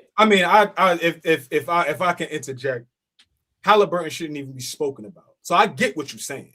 Like, what are we even talking about him for if he's done nothing in 2026? Absolutely nothing. So he's a non-factor right now. So I get it. Last season, Brunson beat Jaylen Brown in the playoffs, and he beat Cade Cunningham in the playoffs. So up until we met the Pacers, Brunson beat them niggas in the playoffs. So I'm saying that's what I have going forward for this season in the playoffs. So that's all I'm saying. While Steven and everybody's talking about Celtics, while we up here talking about how great the Pistons are defensively, I'm saying we have something that's great as well. He beat both of them niggas in the playoffs last season. So we have something to hang our hat on. I just don't understand how Halliburton got in this. He ain't playing this season. We got our work cut out for us. So the fake bravado and the irrational bravado from all the Knicks fans, we still got work to do. So we concerning ourselves with combating these dirty ass niggas from Detroit and Boston and no strays and all that. Honestly, we need to focus on ourselves.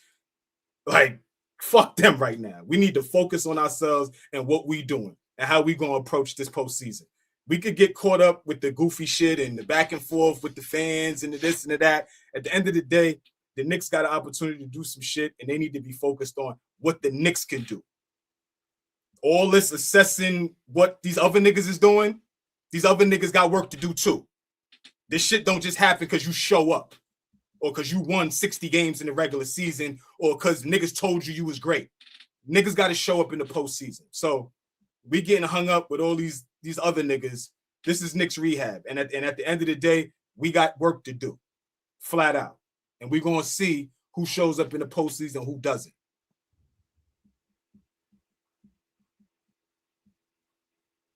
I don't know what's next. We can move on. I'm saying, this is the first time in a long time we let these niggas gas us today. It got us all out of our funk. This is the first time in a long time for niggas that ain't new here. We let these niggas, that's why I call them dirty as hell. I don't think it was them. It's just, listen, man. Stakes is high. Got these niggas thinking we broken up. If you ain't new here, this is how we've been talking for years. For years. If you're new here. You ain't did shit. But it ain't regular shit. It ain't the chat ain't ramping us up. I mean, it's just listen, the stakes is high. It's playoff time now. Listen, we want our Knicks to be in the finals because we know if some dumb shit happen, we're gonna be trolled, it's gonna get out of control, and we just amp for our team. And for me, I'm just, now it's playoff time. The regular season is over. There's no need to harp on that no more. Let's see what happens. But It's just, listen, shit real right now. Ain't no funny games. Playoffs is here.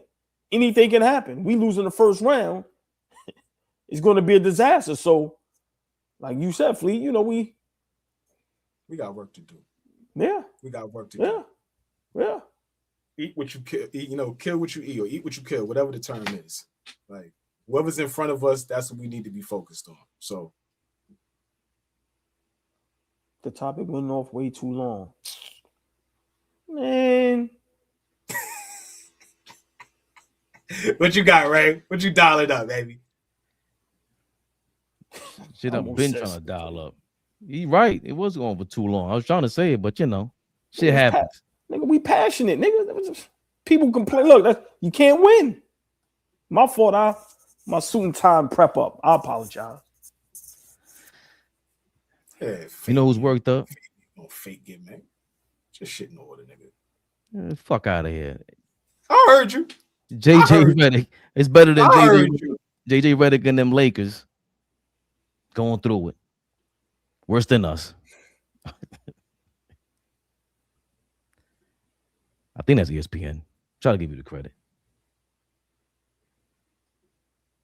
Little confrontations with the Lakers. Boy, oh boy.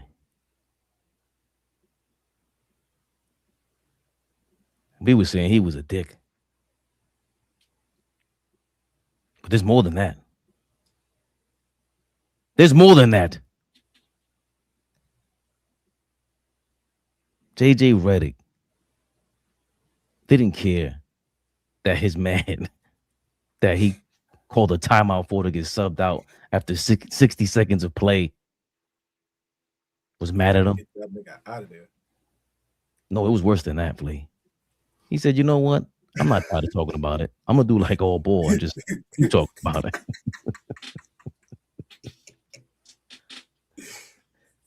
JJ Redick post game after calling out Vanderbilt. We're benching him, but I think he had every right to. Because Rui didn't do his job, and so took him out of the game. I'm not. We've got to find 9 guys that are like all in on us fighting. What led to the exchange between you and Jared Vanderbilt early on in the second quarter? Just the confluence of things. Again, it's not again nothing personal with him. Normal stuff from my end. I think for all of us, being undermanned and we've got to scrap and claw. We've got to all be on the same page. We got to be great teammates. We got to all play hard. Called a timeout to get him out of the game, and he reacted. But again, normal interaction for me. I said, ain't look normal to me. JJ Redick going crazy. A lot of pressure on him because, he was thought of to be a podcaster, LeBron's boy. And now his former co-workers have spoken up. Stephen A. Smith. He has some adjectives for JJ Redick. Standing coach. If you give him the personnel, he knows what to do with it. He knows how to capitalize off of it. Let me put myself on Front Street. And let me make sure that Wendy, I'm looking at Wendy when I say this as well, and Doggy. JJ Redick and I worked together, a couple of years in my first take and all of this other stuff. A lot of people looked at JJ Redick and they felt like he was an asshole. Let me be very, very clear about that. Yes. Let me tell you something right now. That might be true. It's a compliment. The man doesn't suffer fools. He doesn't play. And the one thing that you're not going to call him is a liar. Not going to call him a liar. Okay. But that's interesting to me because Kendrick Perkins and them, they were kind of echoing that last year when he got the job. And the one thing about it is that we talked about, I don't say ad nauseum, but we talked about it before. All right, it's one thing to be on ESPN and get worked up like that, be on YouTube and get worked up like that. But I don't know if the players are going to like this. And I like that Jeff T responded to it because he used to play ball and he had something to say about JJ Redick and the Lakers. Pull up on JJ here. Get out the tunnel. Get out Damn, this you ain't conversation, that bad, bro. You can't do that because You traded next Get out the summer, circle. buddy. Yeah, he out of there. Yeah, he did something wrong. Oh, he did that to an NBA player? Wow. they just an asshole a little bit. You don't fucking around. Then his thoughts on DeAndre Ayton after the game. Practice from Dallas game that you're gonna ask DeAndre to do some Hear different that. things. What's Great boy, the Lakers. Yeah, is aging my boy. won't be part of this. He won't be the coach next year. He's an asshole He is sick of this shit, He's gonna get fired. for sure, bro. Damn. and he don't even deserve to. 'Cause it's not his fault. It's when his best players got hurt. Yeah, I What don't I'm think they're saying gonna is, fire him. Nobody, like, people are gonna stop liking him. you can't do that, bro. As long as Luka like Can't it, do you that, good. The fact. Why you can't catch the ball? But and he don't look I mean, I like he's get it, but you enjoying can't this no say that. more. He about to go back to pod. They Yes. said, yeah, he's struggling to catch the ball. Like, you can't say that. You're basically saying he's sad. Damn. I mean, but what if we passing you the ball, you're not catching it? Either way, I got the clip that I wanted. Oh boy. Music to your ears. A player, NBA player, former. Jeff Teague saying, nah, man, this act won't cut it. He's gone. What you thinking? Remember, I never know what I'm talking about. I've been right all along. He should have never got the job. He is an asshole. Paul Pierce said it a while ago. Nigga sounds smart. That don't mean you smart. He comes off very arrogant. I'm sorry, he just does. I don't like people that, yeah, you can be smarter than me. That doesn't mean you're better than me. He comes off like that. And when you have players, we could not like Jeff Teague or like Jeff Teague. We can say whatever we want. He knows the game. He knows the ins and outs because he was a player. He was a solid player. So he knows as far as coaching and relationships and what players like and don't like. And he says something that everybody's going to gloss over. Nigga don't look happy. Nigga look miserable coaching. Every time you see JJ Redick, he's never smiling. Listen, man. The dude is in over his head. Simple and plain. He's in over his head. This job, to be a Lakers coach, to be a Knicks coach, to be a coach for some of these big cities, these teams, and especially having to coach LeBron James and then now Luka Doncic, dog, at the end of the day, you know, Stephen A can try to defend his guy as much as he wants. We all know who the hell goes from having a podcast to being the Lakers head coach.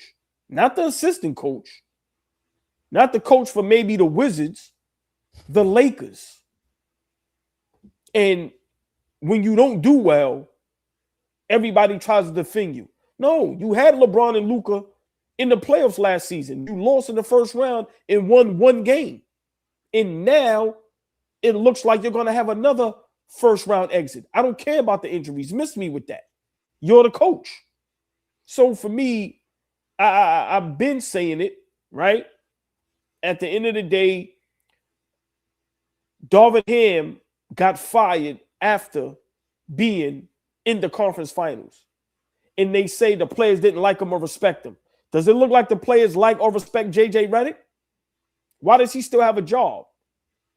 But Darvin Ham doesn't. I also said Darvin Ham shouldn't have got that job. Once again, we see Milwaukee Bucks coach get fired after what was Griffin. Why he can't get another job, but JJ Redick still has a job?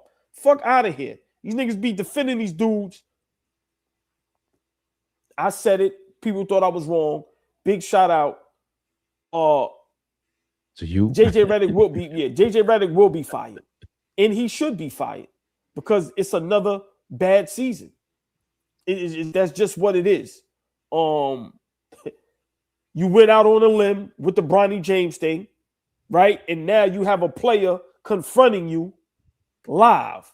And then you're bashing your players like it ain't even in the locker room, where it is different if the player comes out and says, yo, JJ Redick said this about me, I don't like it. No, this shit is a mess. I love it. I can't stand the Lakers. And I've been saying this. I'm not a fan of JJ Redick.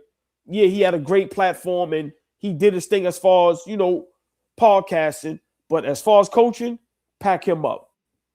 I love what I keep forgetting T. his name. I'm sorry. Yeah, T. My last point. I think by him saying that, when you think about it, this whole season, JJ Redick looks like a madman at the podium and on the sideline. He never looks happy. He looks stressed. He looks like he wants to fight every game. Listen, I think he's done. Should have never got the job, and he should have been fired. He should have been fired this season. I thought it was some moments that he looked a little happy at the podium plate. Just as of late, Luka, Austin Reeves go down. It was up and down when LeBron came back. But now things are hitting the fan because Vanderbilt went flea on him. He went on JJ Redick. What are your thoughts on fire JJ Redick? He's done. He's cooked.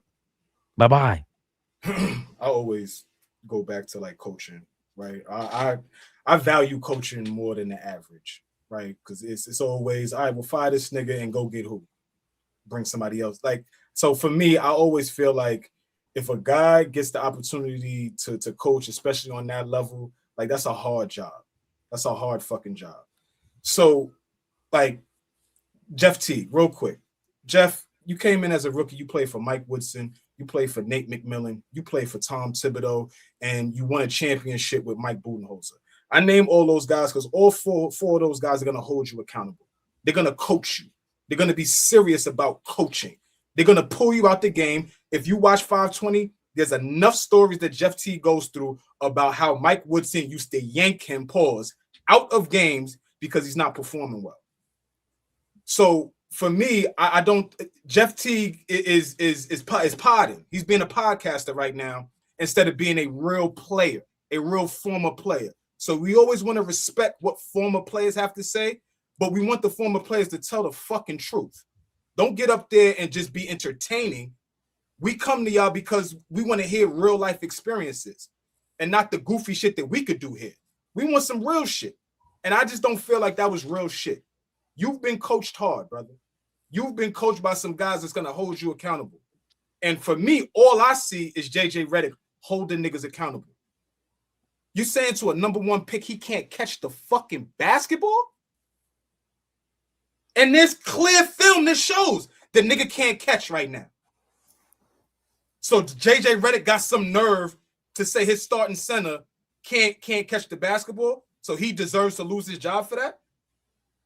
Like I don't know what you niggas think coaching, how easy coaching is, and how you could just fire a nigga, get rid of Tibbs, and we gonna be all right. I don't understand how y'all think that coaching is just this easy thing to do. Because if it's easy, anybody could do it. And it's not that easy. It's not that easy. So I'm more commenting on Jeff Teague and how he took a stance on he ain't a good coach, he gonna lose his job because he's holding niggas accountable. Jared Vanderbilt couldn't get into Jersey for 3 years. He was robbing LA for years. And now you get an opportunity to play. You're not doing your job and you're mad because you're getting called out. These niggas don't want to be coached this year. I mean, in this NBA. These niggas don't want to be coached hard. These niggas don't want to be told, yo, you need to be better here. You need to be better there. I'm over niggas acting like you could just fire somebody and bring in the next guy and it's just going to change everything. That's old and I'm tired of that shit. JJ Redick has won back-to-back 50-plus games with having no experience, zero experience as a head coach. Poor playoff record, for sure. Can't run from that. So you're going to fire, I'm not a Lakers fan, but you're going to fire him and do what? So what should they do? Keep him? For me, fire him. No. I didn't say keep him. You said he should be fired. A lot of people say he should be fired. Fire him and then what? You find a new head coach. But I'm saying, you talk, and that was the sentiment from the Tibbs situation. Your sentiment with coaching is so like laissez-faire, so matter of fact. Like who cares who we bring in here? And it's not. That can't work. OG, it can't. No. If you see a problem, you get ahead of it. What do you see in 2 years that JJ Redick should be the coach of the Lakers? I'm not down in coaching. There's nothing that I've seen that says he shouldn't be. we're making excuses for a coach that's holding a player accountable. That's where we're at right now.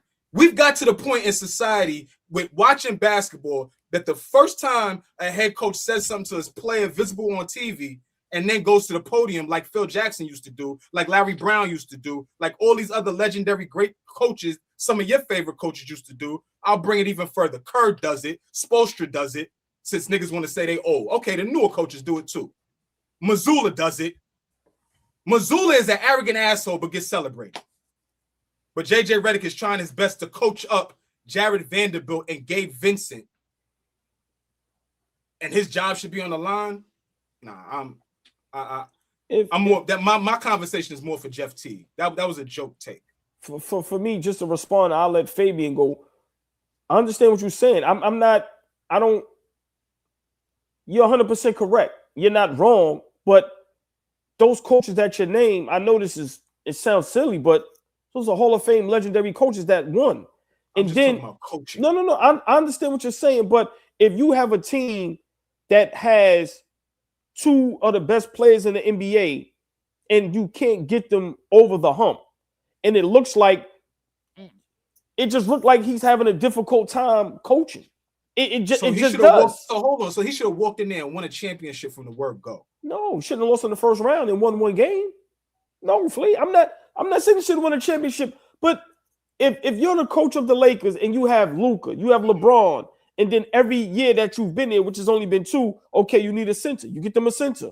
Austin Reeves has ascended as a legit third guy, right? And you're still not championship contention. People still talk about the Lakers not. They were a 2 seed to start the season. Injuries hit them, and now they're a different team. All right. You talking facts? I'm saying the facts, and now we. Even without the injuries, people still didn't have them being a good team in the playoffs.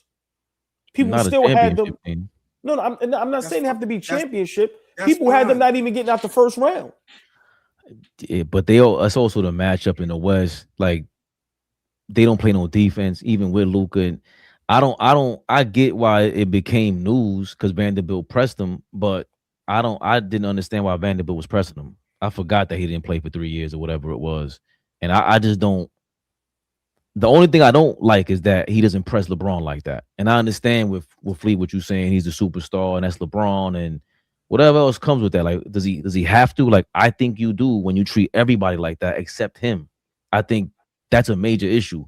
Like you mentioned all these names. I don't think they wouldn't. Spoelstra, Kerr, even Ime Udoka's out here. There's a lot of guys that are starting to really coach these guys up, and we're not talking about it. Ime really he's calling out Sengun every other week, it feels like. Absolutely. What you gonna do? You gonna show up? You gonna stop taking bad threes? You gonna play some defense? What you gonna do? Nigga, you skilled, you talented, but what else? Why can't we hold a Jared Vanderbilt who's a role player? Think about that. A role player walked out and didn't address the media and thought he was you? And that's what we complain about if we don't get it going the first 30 seconds after a timeout. Call another timeout, Mike Brown. The first minute of the game. If it ain't going the way he planned, you'll call a timeout. And that's exactly what JJ Redick did. You played 30 seconds. I don't like what I saw. Sit down. And then you pressing the coach. It's like they're talking about JJ Redick got to go. Maybe Jared Vanderbilt got to go. What the hell? What is he proving? You bringing up JJ Redick's record. What is Vanderbilt's record? What's his stats? All that. He's defensively, he's cool. But I haven't seen enough of him. And I think he's done a good job. I don't see how like they were a high octane offense. Like a bad coach, Darvin Ham was getting the clipboard snatched from him. That's crazy. That's crazy. JJ Redick, at least he's showing Mr. Podcaster brought some of them players to the court at least. And yeah, everybody's calling him an a-hole now. That's easy to do. Okay, he's an a-hole. So what? I thought we wanted when Mike Brown is soft, we're not calling you got to be more of an a-hole, Mike Brown. We don't respect you. It can't be both ways. Yeah, but it's a way to do it. It's a way to be tough on guys, but be respectful at the same time. He doesn't come off like that. He comes off as disrespectful.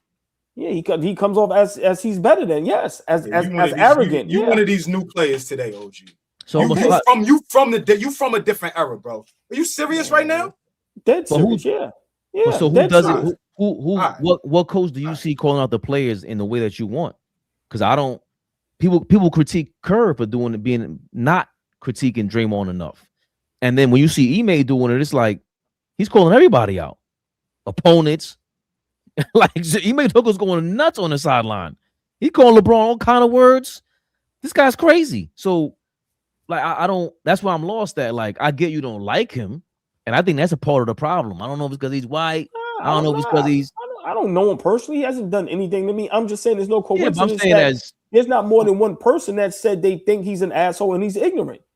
It's more than one person said it. And as you just said, Darvin Ham got the clipboard snatched from him. That is wild. JJ Redick just got confronted during the game. That's wild as well. So I'm just saying. But that's not new. No, I'm not saying it's not. I'm not saying it's new. I'm just saying he's had something done wild on him as well while being a Lakers head coach. And but I don't think the two are the same. Like if you snatch the clipboard, that's my job. You confronting me is part of the job. Us confronting each other is part of the job. You don't like what I did, you're gonna confront me on it. Like you gotta get heated, bro. These guys, they're feeling the pressure. They're hearing the stress. Damn, Luka went down, Austin went down. Where you gonna go? Where you gonna be at, LeBron? They're already planning their vacation. They know the season is over. JJ Redick also said, I'm not even worried about the seed we finish in. This is over with. That's what it is. So I get the whole target on JJ Redick's back for whatever reason, but I'm not gonna go where I don't like him. Because even with Tibbs, the one thing I always said about Tibbs is I like Tibbs. He confronts his players, he calls everybody out, and I always respected that. I don't know what coach that confronts players that we dislike. Maybe Doc Rivers is the only one. I mean, and that's part of coaching. That's Right. part of coaching because the conversation now is turning to having to appease these young men today. And like, there's got to be a balance with that. Yeah, you got to evolve and understand who you're dealing with, but then there's also core values of what a coach is supposed to be. There's just core values of what it's supposed to be. And we muddy the lines and like want to like dress it up and make it a certain way for JJ Redick, but it's okay for other coaches. Like every guy that gets a shot at being a head coach somehow, some way earned his way in there. Not the same way, right? Because y'all hear earned and now everybody gonna lose their mind because I said earned. But they find a way to earn their spot, and now you got to figure out how to keep it. So I just don't think from what JJ has done or lack thereof is a cause to fire him now. Like these teams, you know, you had to fire Udoka for whatever. You had to as an organization, you had to clean that up. So there was no telling what was going to happen with Mazzulla. You struck gold with him, right? But these people that just think, especially organizations like the Knicks, the Celtics, the Lakers, the Bulls, like cornerstone franchises, just fly by night. Oh yeah, get him out of here because he ain't doing the job. I'm gonna always be like this. Like coaching is super important, and just moving guys in and out, just thinking because they're not liked or they didn't win a championship is get them out of here. I think that's totally unfair. Oh boy, what do you think? Because now you don't believe a championship is there, right? Because it's only LeBron by himself, like realistically. And if that's the case, what would JJ Redick be doing to earn his way to get in this spot? Since in a lot of people's eyes, in your eyes, he definitely ain't earned this position to be in the first place. But going through these moments, the trials and tribulations of being a coach, is he earning it? And is there a way he can convince you, like, nah, I belong here as the head coach? No, I don't think he's a good head coach. I think, he skipped steps. I think if he would have started off maybe on a coaching staff, on an assistant coach, and, but for me, like I said, I get the 50-win seasons. And I think, like we say with our Knicks sometimes, being a third seed covers up some things. them winning 50 games cover up some things. I don't think he's a good head coach. That's just what I see. And just watching and hearing, I mean, I all right, if he stays a head coach for the next 2-3 seasons and this continues to happen, I just feel if you can get ahead of the curve, you get ahead of it. Now, I agree with what Fleet says. You know, you got to find a coach. Those things are not easy, right? Look what we did, right? And we're not happy. So I understand that. But for me, if I think that you can't do a great job coaching, whether you call out the guys or not, I just think you don't deserve to have the job. And for me, I don't think he's done anything to where he should be able to keep his job. I think last year, being in the playoffs, those guys were healthy, and you didn't make it like it was a cakewalk. Y'all won one game in the first round. And do you feel like he got outcoached by Chris Finch, or was that a player's thing? Because here's my thing, OG. You saying he's done nothing to keep this is his first rodeo. Like, so the bar for coaching is that high where a guy walks in, wins 50 games back-to-back years, is in the playoffs, but because we didn't win the championship, now it hasn't proven that he's at all a good coach. So my thing is, what proves that he's a good coach? Winning a championship, making a deep playoff run? Because what I'm hearing from you is like he didn't go through what other coaches went through, so he ain't a good coach. And I'm saying the results are in front of you. Yeah, they didn't win a championship, but there are positive results in front of you. How is that to say he's not a good coach? Well, for me, the way they lose ball games, the way you allow a guy like LeBron to fake injuries, and just the way that locker room is ran, and what happened in the playoffs last season.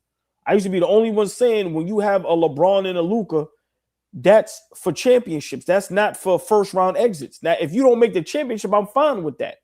If you lose in the first round to a Denver, but it's a 6-7 game dogfight, I can respect you for that. Your first year, you won one game, and then you come back this season. No, I'm just as a first year coach. I understand, but you have two of the best players in the NBA on that roster, and I'm just saying another player had that. He didn't even have Luka. Darvin Ham didn't have Luka, and he got to the conference finals. Real quick, pause real quick. I'm gonna let you go. No problem. But this is how I know niggas listen with their mouths and not their ears. Please, so you give him a pass for being inexperienced, but not the Pistons. My whole point about the Pistons. But you see, niggas love running their fucking mouths, but don't listen with their ears. Can you take that down, Fabian? I don't know how to do that. I wanted to give Rap 920 the love that he was looking for. That's why I know niggas listen with their mouths and not their ears. Yeah, because you never said it's amazing, bro. It's amazing, bro. You don't even have expectations for JJ Redick. You're just saying amazing. Yeah. It's amazing. We love y'all though. Amazing. Let's get to these super chats. I think it's time. The fuck was that? I don't know. But Ron Lee Kid, he be showing love like even when we're not online with the Cash App. Thank you for your $5. Go New York. Go New York. Where were you an hour and a half ago, man? Good shit, Riley. Appreciate you. Crazy. How many more super chats we got? El Don. Brooklyn point guard. Not gonna front. I'm with OG on this one. Beef Stew is an okay defender. Oh, yeah, we read that. King's Speech. Obama was senator. It's a new season. OG, relax. Y'all ain't one shit. Guru, thank you for your $4.99. Y'all got the second highest payroll. Fired a good coach. Hired a dumbass. Haven't been on one seat since Riley was there. Y'all underachieved plus zero chemistry. Thanks for doing your Googles. I'm up against that with my argument with Flea about why we're gonna beat the Celtics. Brooklyn point guard, thank you for your $5. Can y'all say the Knicks' best ball is better than Boston and Detroit, or y'all disagree? I'm saying our best basketball is better than the Celtics, and I'm not sure about Detroit. I don't know. About both? Yeah, I'm not sure. The Knicks have not encouraged me, so I'm not sure. We'll see. Mike Brown hasn't encouraged you. AllBall. There you go. Man, I ain't gonna be sitting up here trying to convince these guys no more, man. We see you in the playoffs. Fact. Done, Joe. Hey, Flea. What if the difference in the playoffs between the Pistons, Knicks, and Celtics is the coach? Be cool. These niggas from Detroit different. Be cool. Love you, Ray. These niggas is different, bro. That's how I know they like. Because I said, did I not say that? Did I not say that? Yeah. Did I not say in the beginning when we was yelling and going berserk? I said it's a three-headed monster. I said, but it's very possible that we have the worst coach out of the three. We said that. But I think that was him.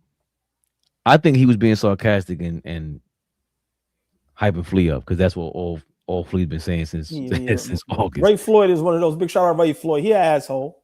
We on your head top. That is it. Damn, I did have the thumbnail like that.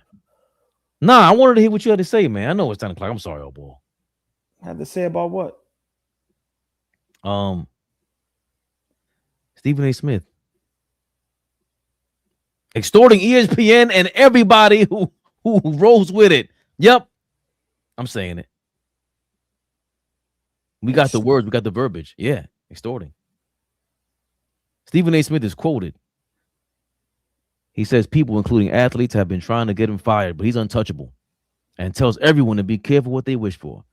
There are many folks out there who want me done. They want me fired. They want me taken off the airwaves of Sirius XM. They want me taken off the airwaves of ESPN. Good luck with that.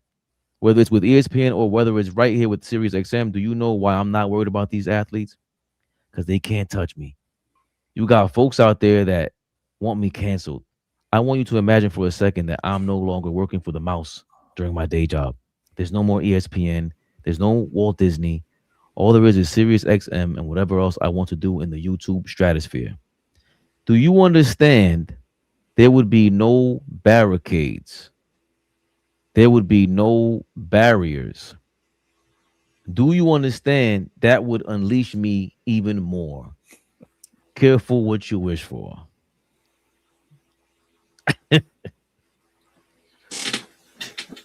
I just thought this was a very... He's definitely dramatic, right? But that's a weird threat to put on everybody you're associated with that you've ever done anything sort of journalism with, AllBall. I heard nostalgic Nick. Sorry. You think I don't think he dissed them though, but we'll get to my business. He said, nigga, you could have called me. He had fun with Michael K. But at one point he said, nigga, you could have called me. He didn't say, nigga, I'm sorry. But he said, you could have called me. My guy, you could have called me though. Because you took what I said. That's not what I meant. Even though that is what he meant. But that's not what he meant. Listening with your mouth, not your ears. You said the same thing we did. Nah, I just didn't like that he was saying that. Like, we got to have some expectations right now. But he was dead ass. He was on point. Well, that's why I said I was surprised you didn't say exactly what he said because you've been saying that for a year. AllBall, Stephen A. Smith, extorting everybody known to earth through these airwaves. What are your thoughts on him putting the threat out there on everybody? He's defending himself. I see what dudes come at him. Listen, what do you expect someone to say if they swing on you? You expect them to swing back? Like, you can't. Listen, I have no dog in this fight. I don't know none of these guys personally. Don't want to know none of them personally. I don't even want to know y'all in the chat. I'm completely fine with that, right? But I see what Matt Barnes, like, we got to understand, you don't have to like him, right? And if you don't like him, don't discuss him. Don't follow him. Don't worry about nothing he's doing. Matt Barnes said something and Stephen A. responded. For me, we got to get over, y'all can say what y'all want about the guy, but then he can't say nothing back. Y'all call him a coon. Y'all call him all type of shit. And I'm not defending him. I'm just saying, you listen, the guy's going to be him. This is who he's been for how long now? How long now? If you don't like him, Unfollow him on all social media platforms. Don't watch him on ESPN. Don't rock with him. But you can only comment on him. You can only say something about him if you know what he's doing. Why care? Why care? And I'm not trying to be funny. He has a point. He knows all these niggas' secrets. It sounds diabolical. It sounds insane, right? I wouldn't do nothing like that. I don't even care about. But he's just defending himself. If people are going to attack a person's character, why can't he do the same?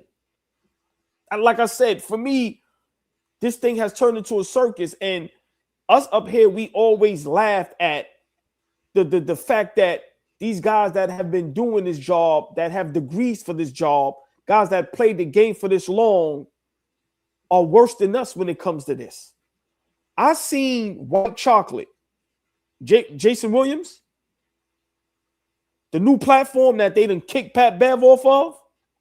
You know what the topic was? Rightfully so. You know what the topic was? Him and the other dude. Ooh, I'm sorry. Him and Rome. Yeah. You know what the topic was? Now remember, Jason Williams, White Chocolate.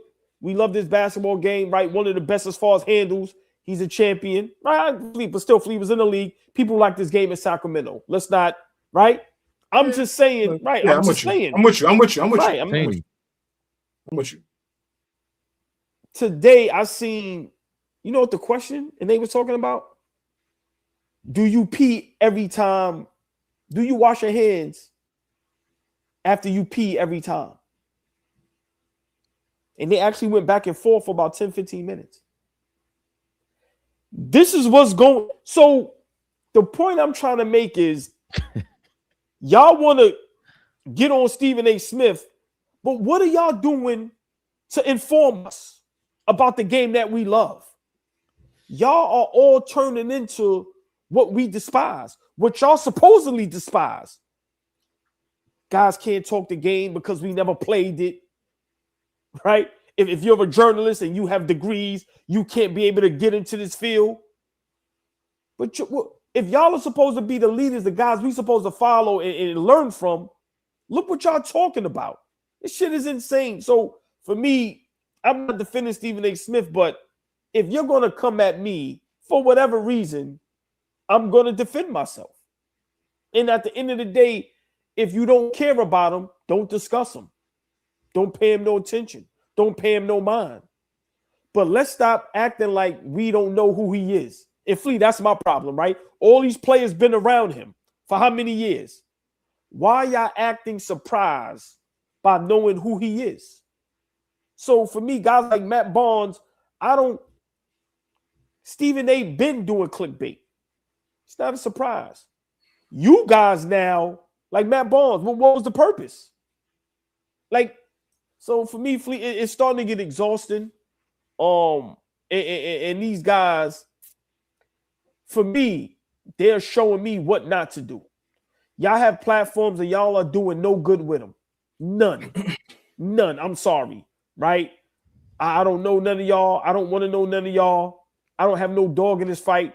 But you have guys that played in the NBA for 20 plus years. You have guys that have been journalists and analysts for 20, 30 plus years, and they are teaching nothing. Literally nothing. The guys that play the game ain't teaching us basketball, and the guys that are journalists aren't teaching us journalism. It's listen, they are hating on Stephen A. You call it what it is. They are.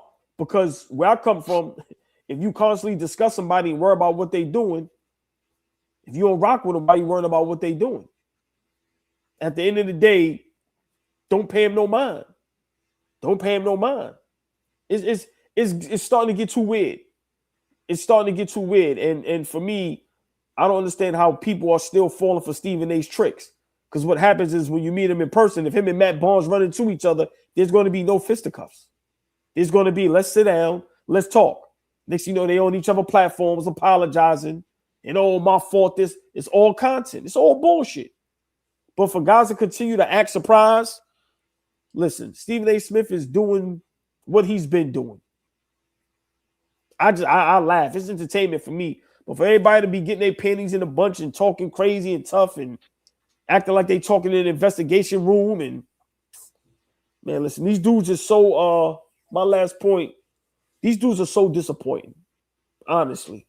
Like, I'm not gonna even lie. That's why, Flea, I agree with you when we talk about Austin Rivers, right? Like, I'm not saying my brother has calmed down to your left. He's calmed down. Don't excite him anymore. He said, I can't give Austin Rivers love. Slow down. No, but do that offline. Only one of us. Right, but in all seriousness, like these guys have let us down tremendously with their platforms because there's so much they can do. I'm not saying you don't have to do clickbait, you don't have to feed into the BS, because that's what the numbers say you need to do. But at least mix it up a little bit. You like these niggas turn literally into gossip channels, and then now they're having fights on air. Niggas with $100 million contracts. So for me, Fabian, if you leave Stephen A. Smith alone, what is he going to say? What is he going to say? It's getting too weird out here for me, bro. Keep them niggas away from me, man. I don't want to meet them. Don't want to talk to them. Don't want to do business with them. I don't want to have no. Nah, I'm straight. These dudes is bugged out. And everybody's getting caught up in the social media world. That's the sad part. These niggas can't even break down the game. That's how far removed they are. They can't even break down the game. These niggas up here talking about, do you wash your hands after you piss every time? NBA champions. Everybody talk about politics. What are you doing for your city? For your town? What are you doing for the kid? What are you doing? What? These niggas is rapping.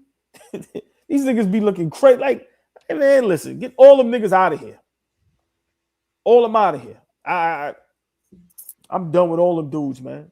Like, seriously. I don't understand.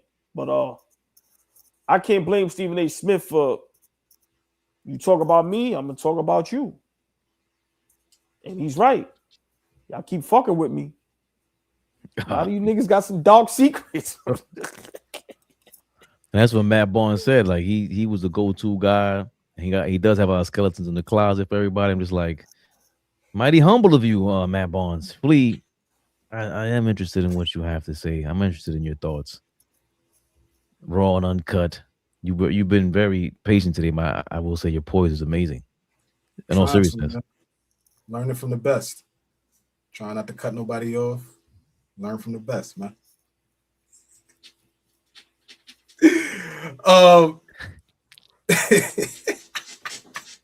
Listen, man, listen. I don't think we be really honest about what Stephen A. really does. I don't think we really are honest about what he does.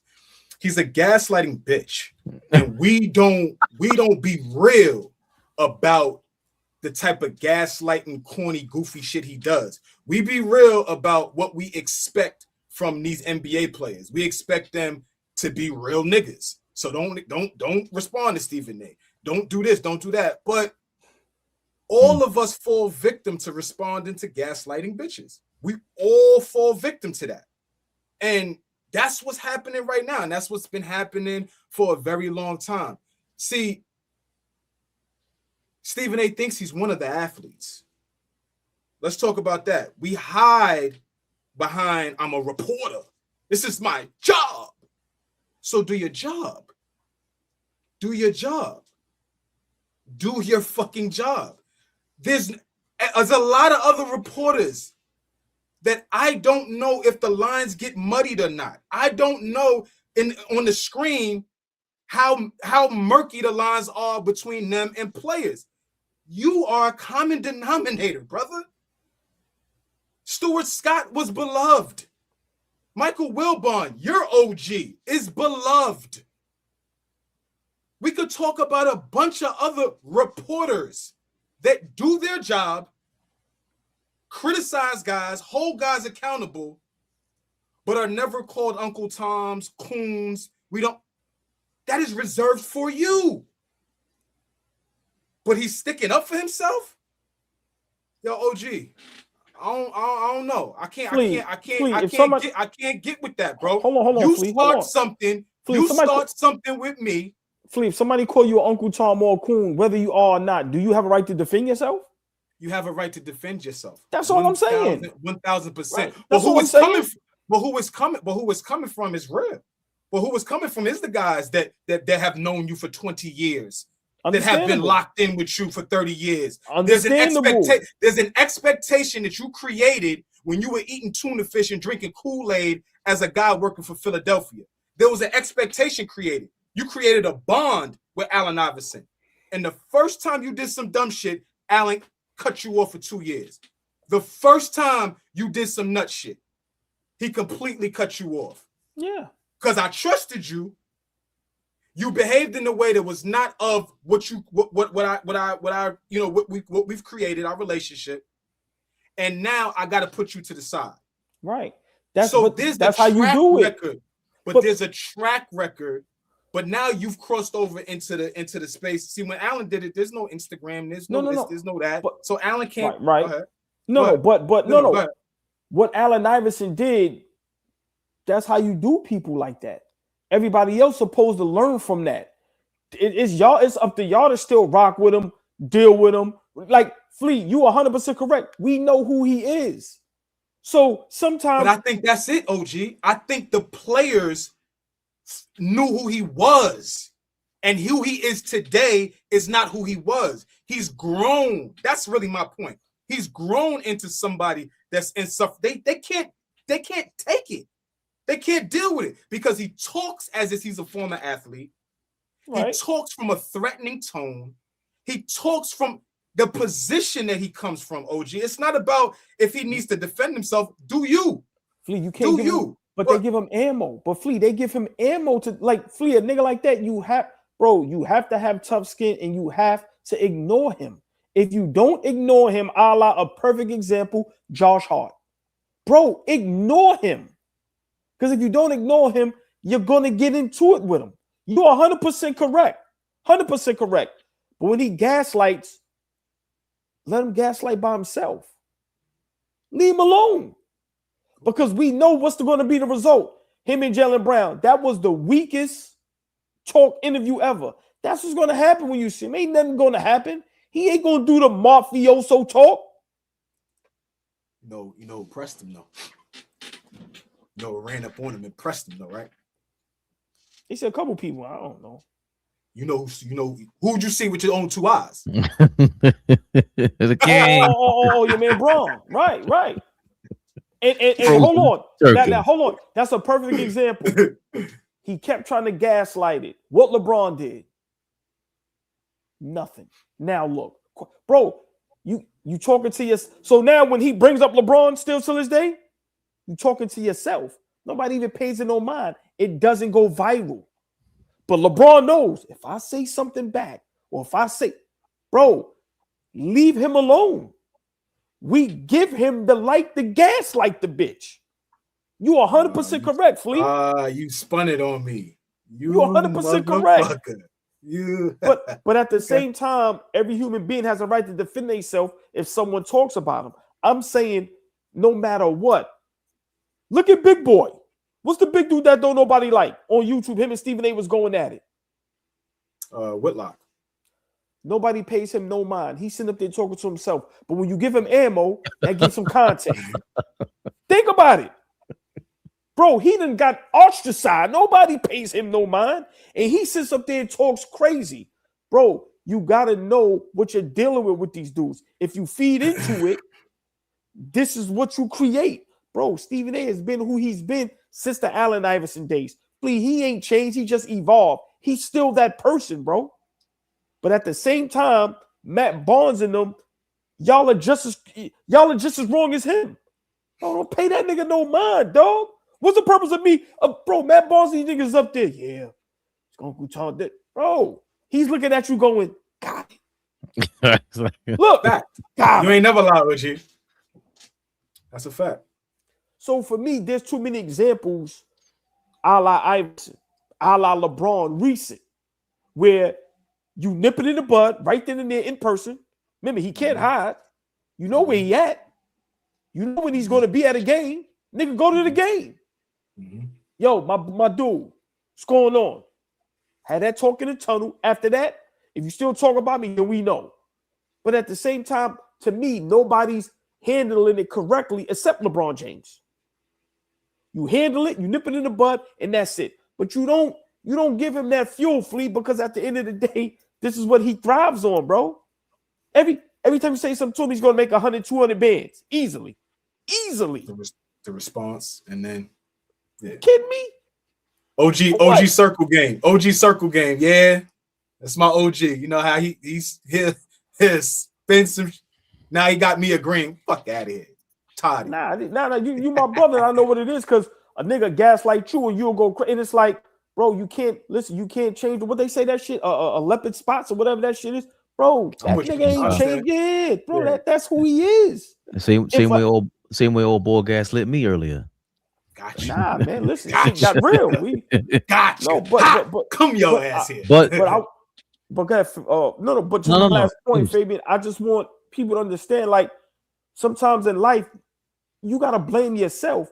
Flea, if I know what that is and I still get in that, if I don't know and I'm blind to it, that's different. But if y'all in the chat go, yo, all ball, do not go down there. They are robbing people down there. And I go down there.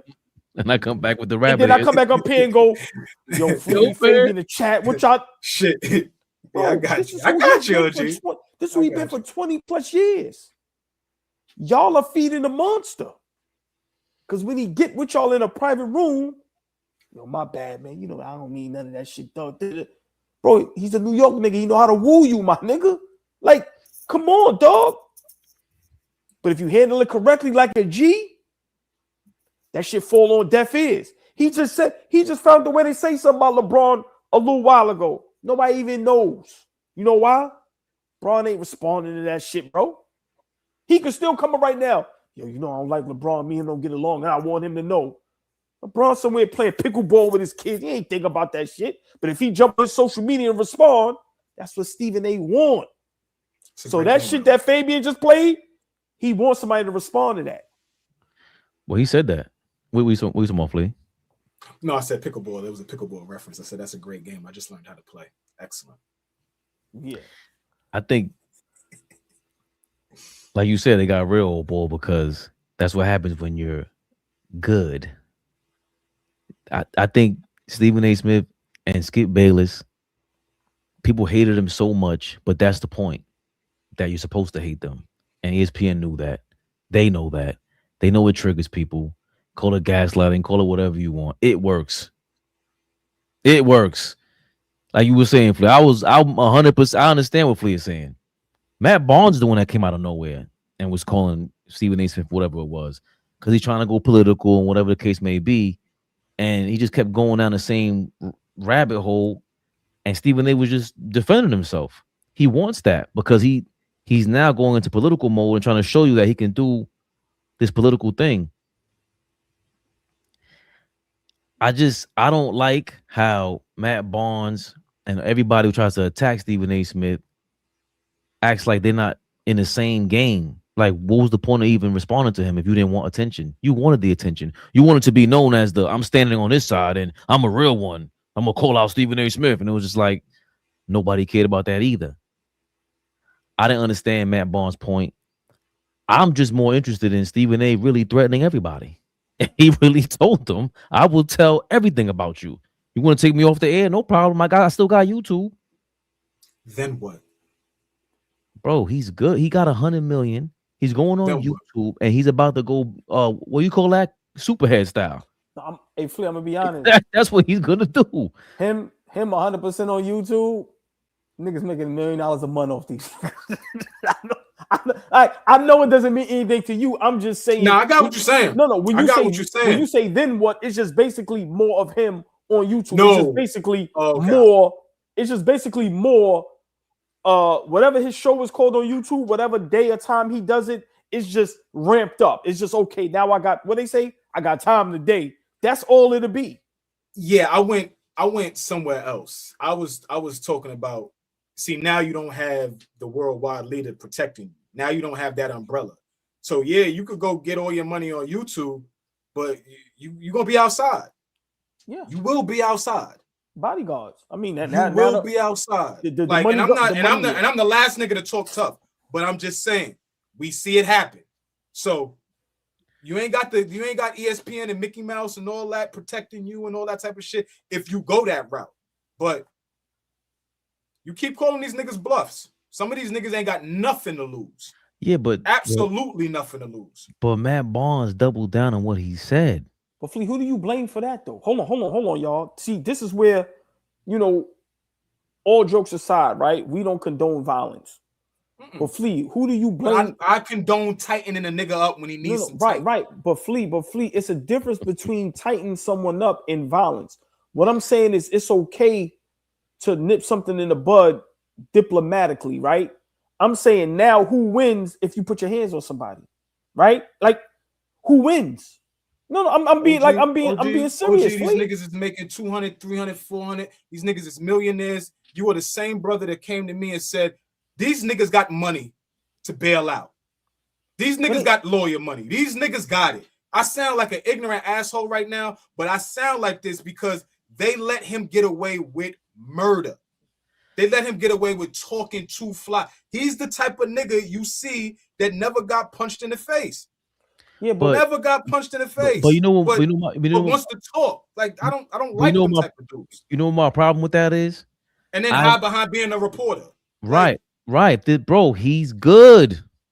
At some point, you got to be like, you know what? He's not good. Jeff Pearlman just told us that nigga's trash. Fine, let me send that to you. He just told us his research is trash. He's not good at his job. Right. Like, bro, but then somehow he's worth $100 million, and somehow he's calling himself a journalist. Somehow he's just getting away with this craziest scams. That's why it's so important to be like, and got a scholarship. He told us he got a scholarship from hitting 20 straight 3-pointers. Everything, and he's been proven to be a scammer. And it's still like, bro, he's good. At the end of the day, you got to go, you know what? He's good. That's the only thing you could do is what AllBall said. I can't mess with homie. And unless it's the most, I gotta need, you got to be the last resort. Fabian. I ain't talking about us now, because what if he? Fabian. So if hold on, Fabian, you know what I'm going. If we get that DM from nephew, what's his name? Leon, Josh. Nigga said catfish are delicious. Baked like cooked clams. Niggas said nigga be talking all that like shit. Clam shit is funny though. That baked like a clam shell, G. That shit funny. Yo, nigga talk all that shit. Nigga to eat that. I was dying. Nigga said, please gonna say, who called you a gaslighting bitch? Nah. Nigga said, nigga be talking all that shit. Nigga get that email. Nigga be in that video. Nigga be in that meeting like fried, died, laid to the side, red beans and gravy. I ain't too late. I ain't too Stacey. Ball suckers. Yo, we gotta stop acting like Matt Barnes and them. Exactly. Don't want this. Niggas are starting to listen, bro. I'm gonna just say this. Just hear me out. Where I come from, let me say this smart. Remember the dispensaries was everything? And they took niggas off the streets? That's starting to slow down. My point is this. The real is coming back. It's our turn. Niggas had y'all time. Nobody checking for y'all niggas no more. Nobody checking for y'all. No disrespect. Nobody checking for these niggas, Flea. They have the big platforms because of who they are in that machine behind them. The real is coming back. And don't think for a second that what Stephen A. Smith is doing, like Fabian said, they want part of that because they know it's winding down, bro. Y'all niggas ain't got nothing to discuss or talk about. Y'all don't want to break the game down because y'all can't. I'm going there. I'm sorry. Yeah, no. I about everyone else, yeah. I think it's just strictly promo for Matt Barnes because that's what he does. But their show is dope. They're building a media empire over there at All the Smoke. They've interviewed nothing but it's not. they It's just not- interviewed Sammy Sosa. That's Where not- the hell you found them at? That ain't shit. I mean, I loved it, but No, there's just so many different guys. But They bro, it was expanded, Barry like, Bonds, Ken Griffey, Strawberry, They Gary had Eric Sheffield, Davies on. They had Eric Davies on the other Eric day. Davis. Eric Davis on the other day. See, all I'm saying is AllBall is that they got. I could see what you're saying about Jason Williams, and they got that. That All the Smoke podcast, who they're interviewing. I want to say I don't think I've never enjoyed an interview. I always enjoy the interviews. I'm not saying that they're that great, but there's always anytime you watch anything entertaining, it gotta have a spirit to it. There's a spirit to all the Smoke podcast, whatever it is. No disrespect. Shout out to all the legendary guests that they have. The guests that y'all name, I have no problem with that. Niggas is trash, bro. Nah. All right, I disagree, but that's fine. We could agree. Yeah, to we could disagree. disagree. I'm not. But- we ain't got to but go on. That show is far from trash. I'm sorry, far from trash. Right. We can name a billion shows before we get to All the Smoke being trash. Yeah, no. I'm not saying you can't. I'm just saying for me, does nothing for me. None of these niggas no more. I'm just sorry. That's just the facts. It doesn't. And I think they know that sort of way to get into the algorithm, the way to keep afloat. We beef with Stephen A. Smith. Yeah, but I'm saying that's the promotional side. But again, that's going back to the Caitlin Clark conversation. You can't just pump anybody up and expect stardom and expect greatness out of it. To me, that All the Smoke thing, out of all these former podcast shows, I don't know which one is actually better. Like Gilbert Arenas is good because they have their thing, but they're not interviewing people. And when they do, it's not that. These are really good interviews. The Dame Dash shit was crazy. I remember, it's anytime I click play on their videos, I usually end up enjoying it. I hear OG, the well is drying up. I don't think they're part of it. I can agree with what you're saying. They are not the prime example. There's a ton of other guys where that well is drying up. Yeah, listen. I hear what you're saying, and I'm not disagreeing with that. I'm just saying when you have to beef with Stephen A. Smith for no reason, to me, that's not a coincidence. So real quick, That's all I'm saying. HB Link says the pivot is better, right? I totally disagree. I like their show too. Right, I totally disagree. But even he gets into stuff. Ryan Clark is always doing the same thing. He just was beefing with Cam Newton. They're all doing this. They're all doing. So it seems like they all got to take wrestling. Right. For a reason, bro. For a reason. And people they working for is letting them know. Y'all want these deals, the numbers got to stay up. Right.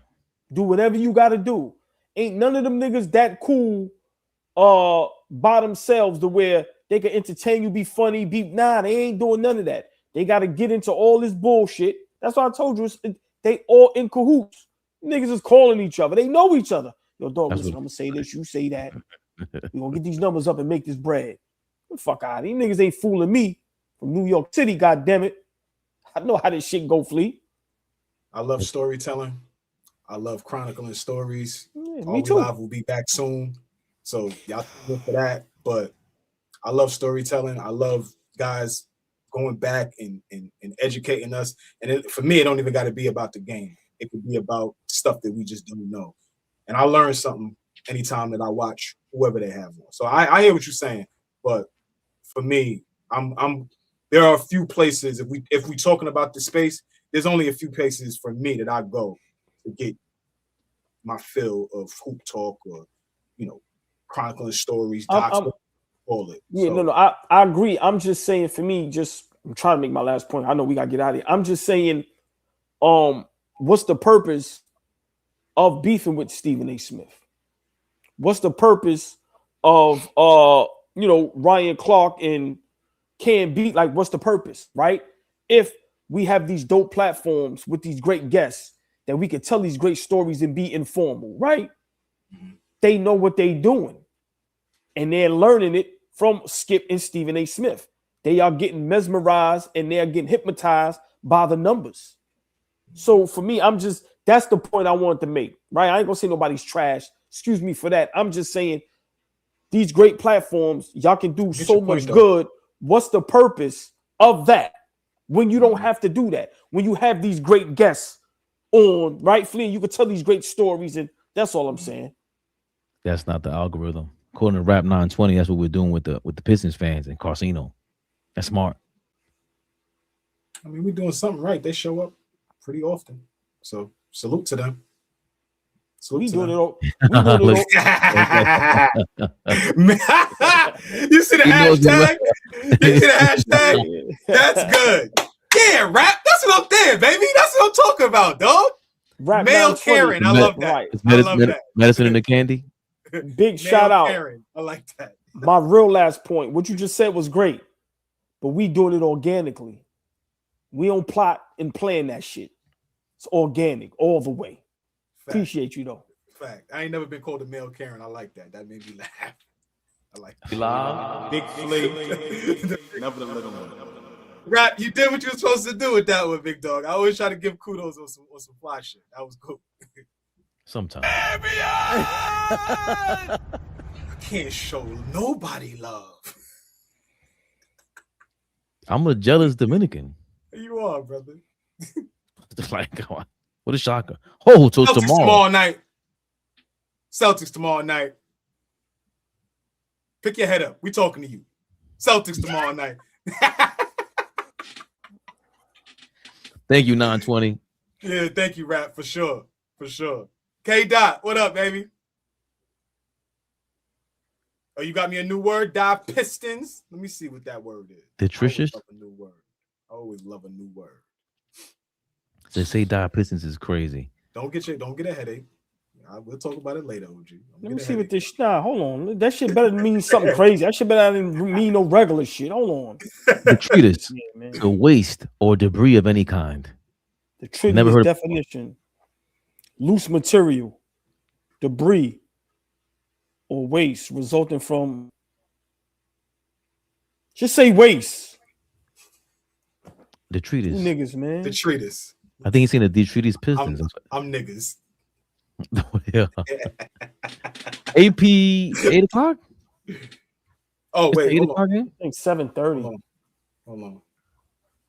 We got to know the game. They said we casuals. How we gonna be casuals and we don't even know the time of the game no more? I got a job. 7:30. Yeah. On Amazon Prime. We'll give you some love. Yes, sir.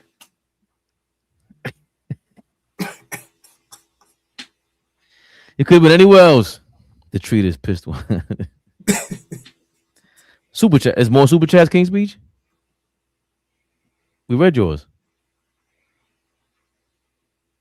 Thanks for the reminder, though, King's Speech. Yeah. Or make sure the Cash App. Yep, Cash App is good. Yep. We read all the Cash Apps. Thank you. Who said Cash App was the devil? I wasn't here yet. I think I read that was Elton.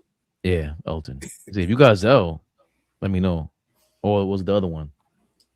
No, don't Zelle, because it's gonna go. Let me be quiet. Well, tell on yourself. Straight to you. No, straight to your ass. It was a great time tonight, guys. Highs and lows. The emotions were high, and then we pulled things together. You soft. That's the problem. You soft. That's the problem. You soft. Tough guy. Fuck out of here. I've heard that before. I love you, Ray. You know that, boy. Get us out of here, man. It ended pretty favorably for me. Have a good night, man. AllBall TV. They scared, but I'm not. They don't like comentario. Y suscribe.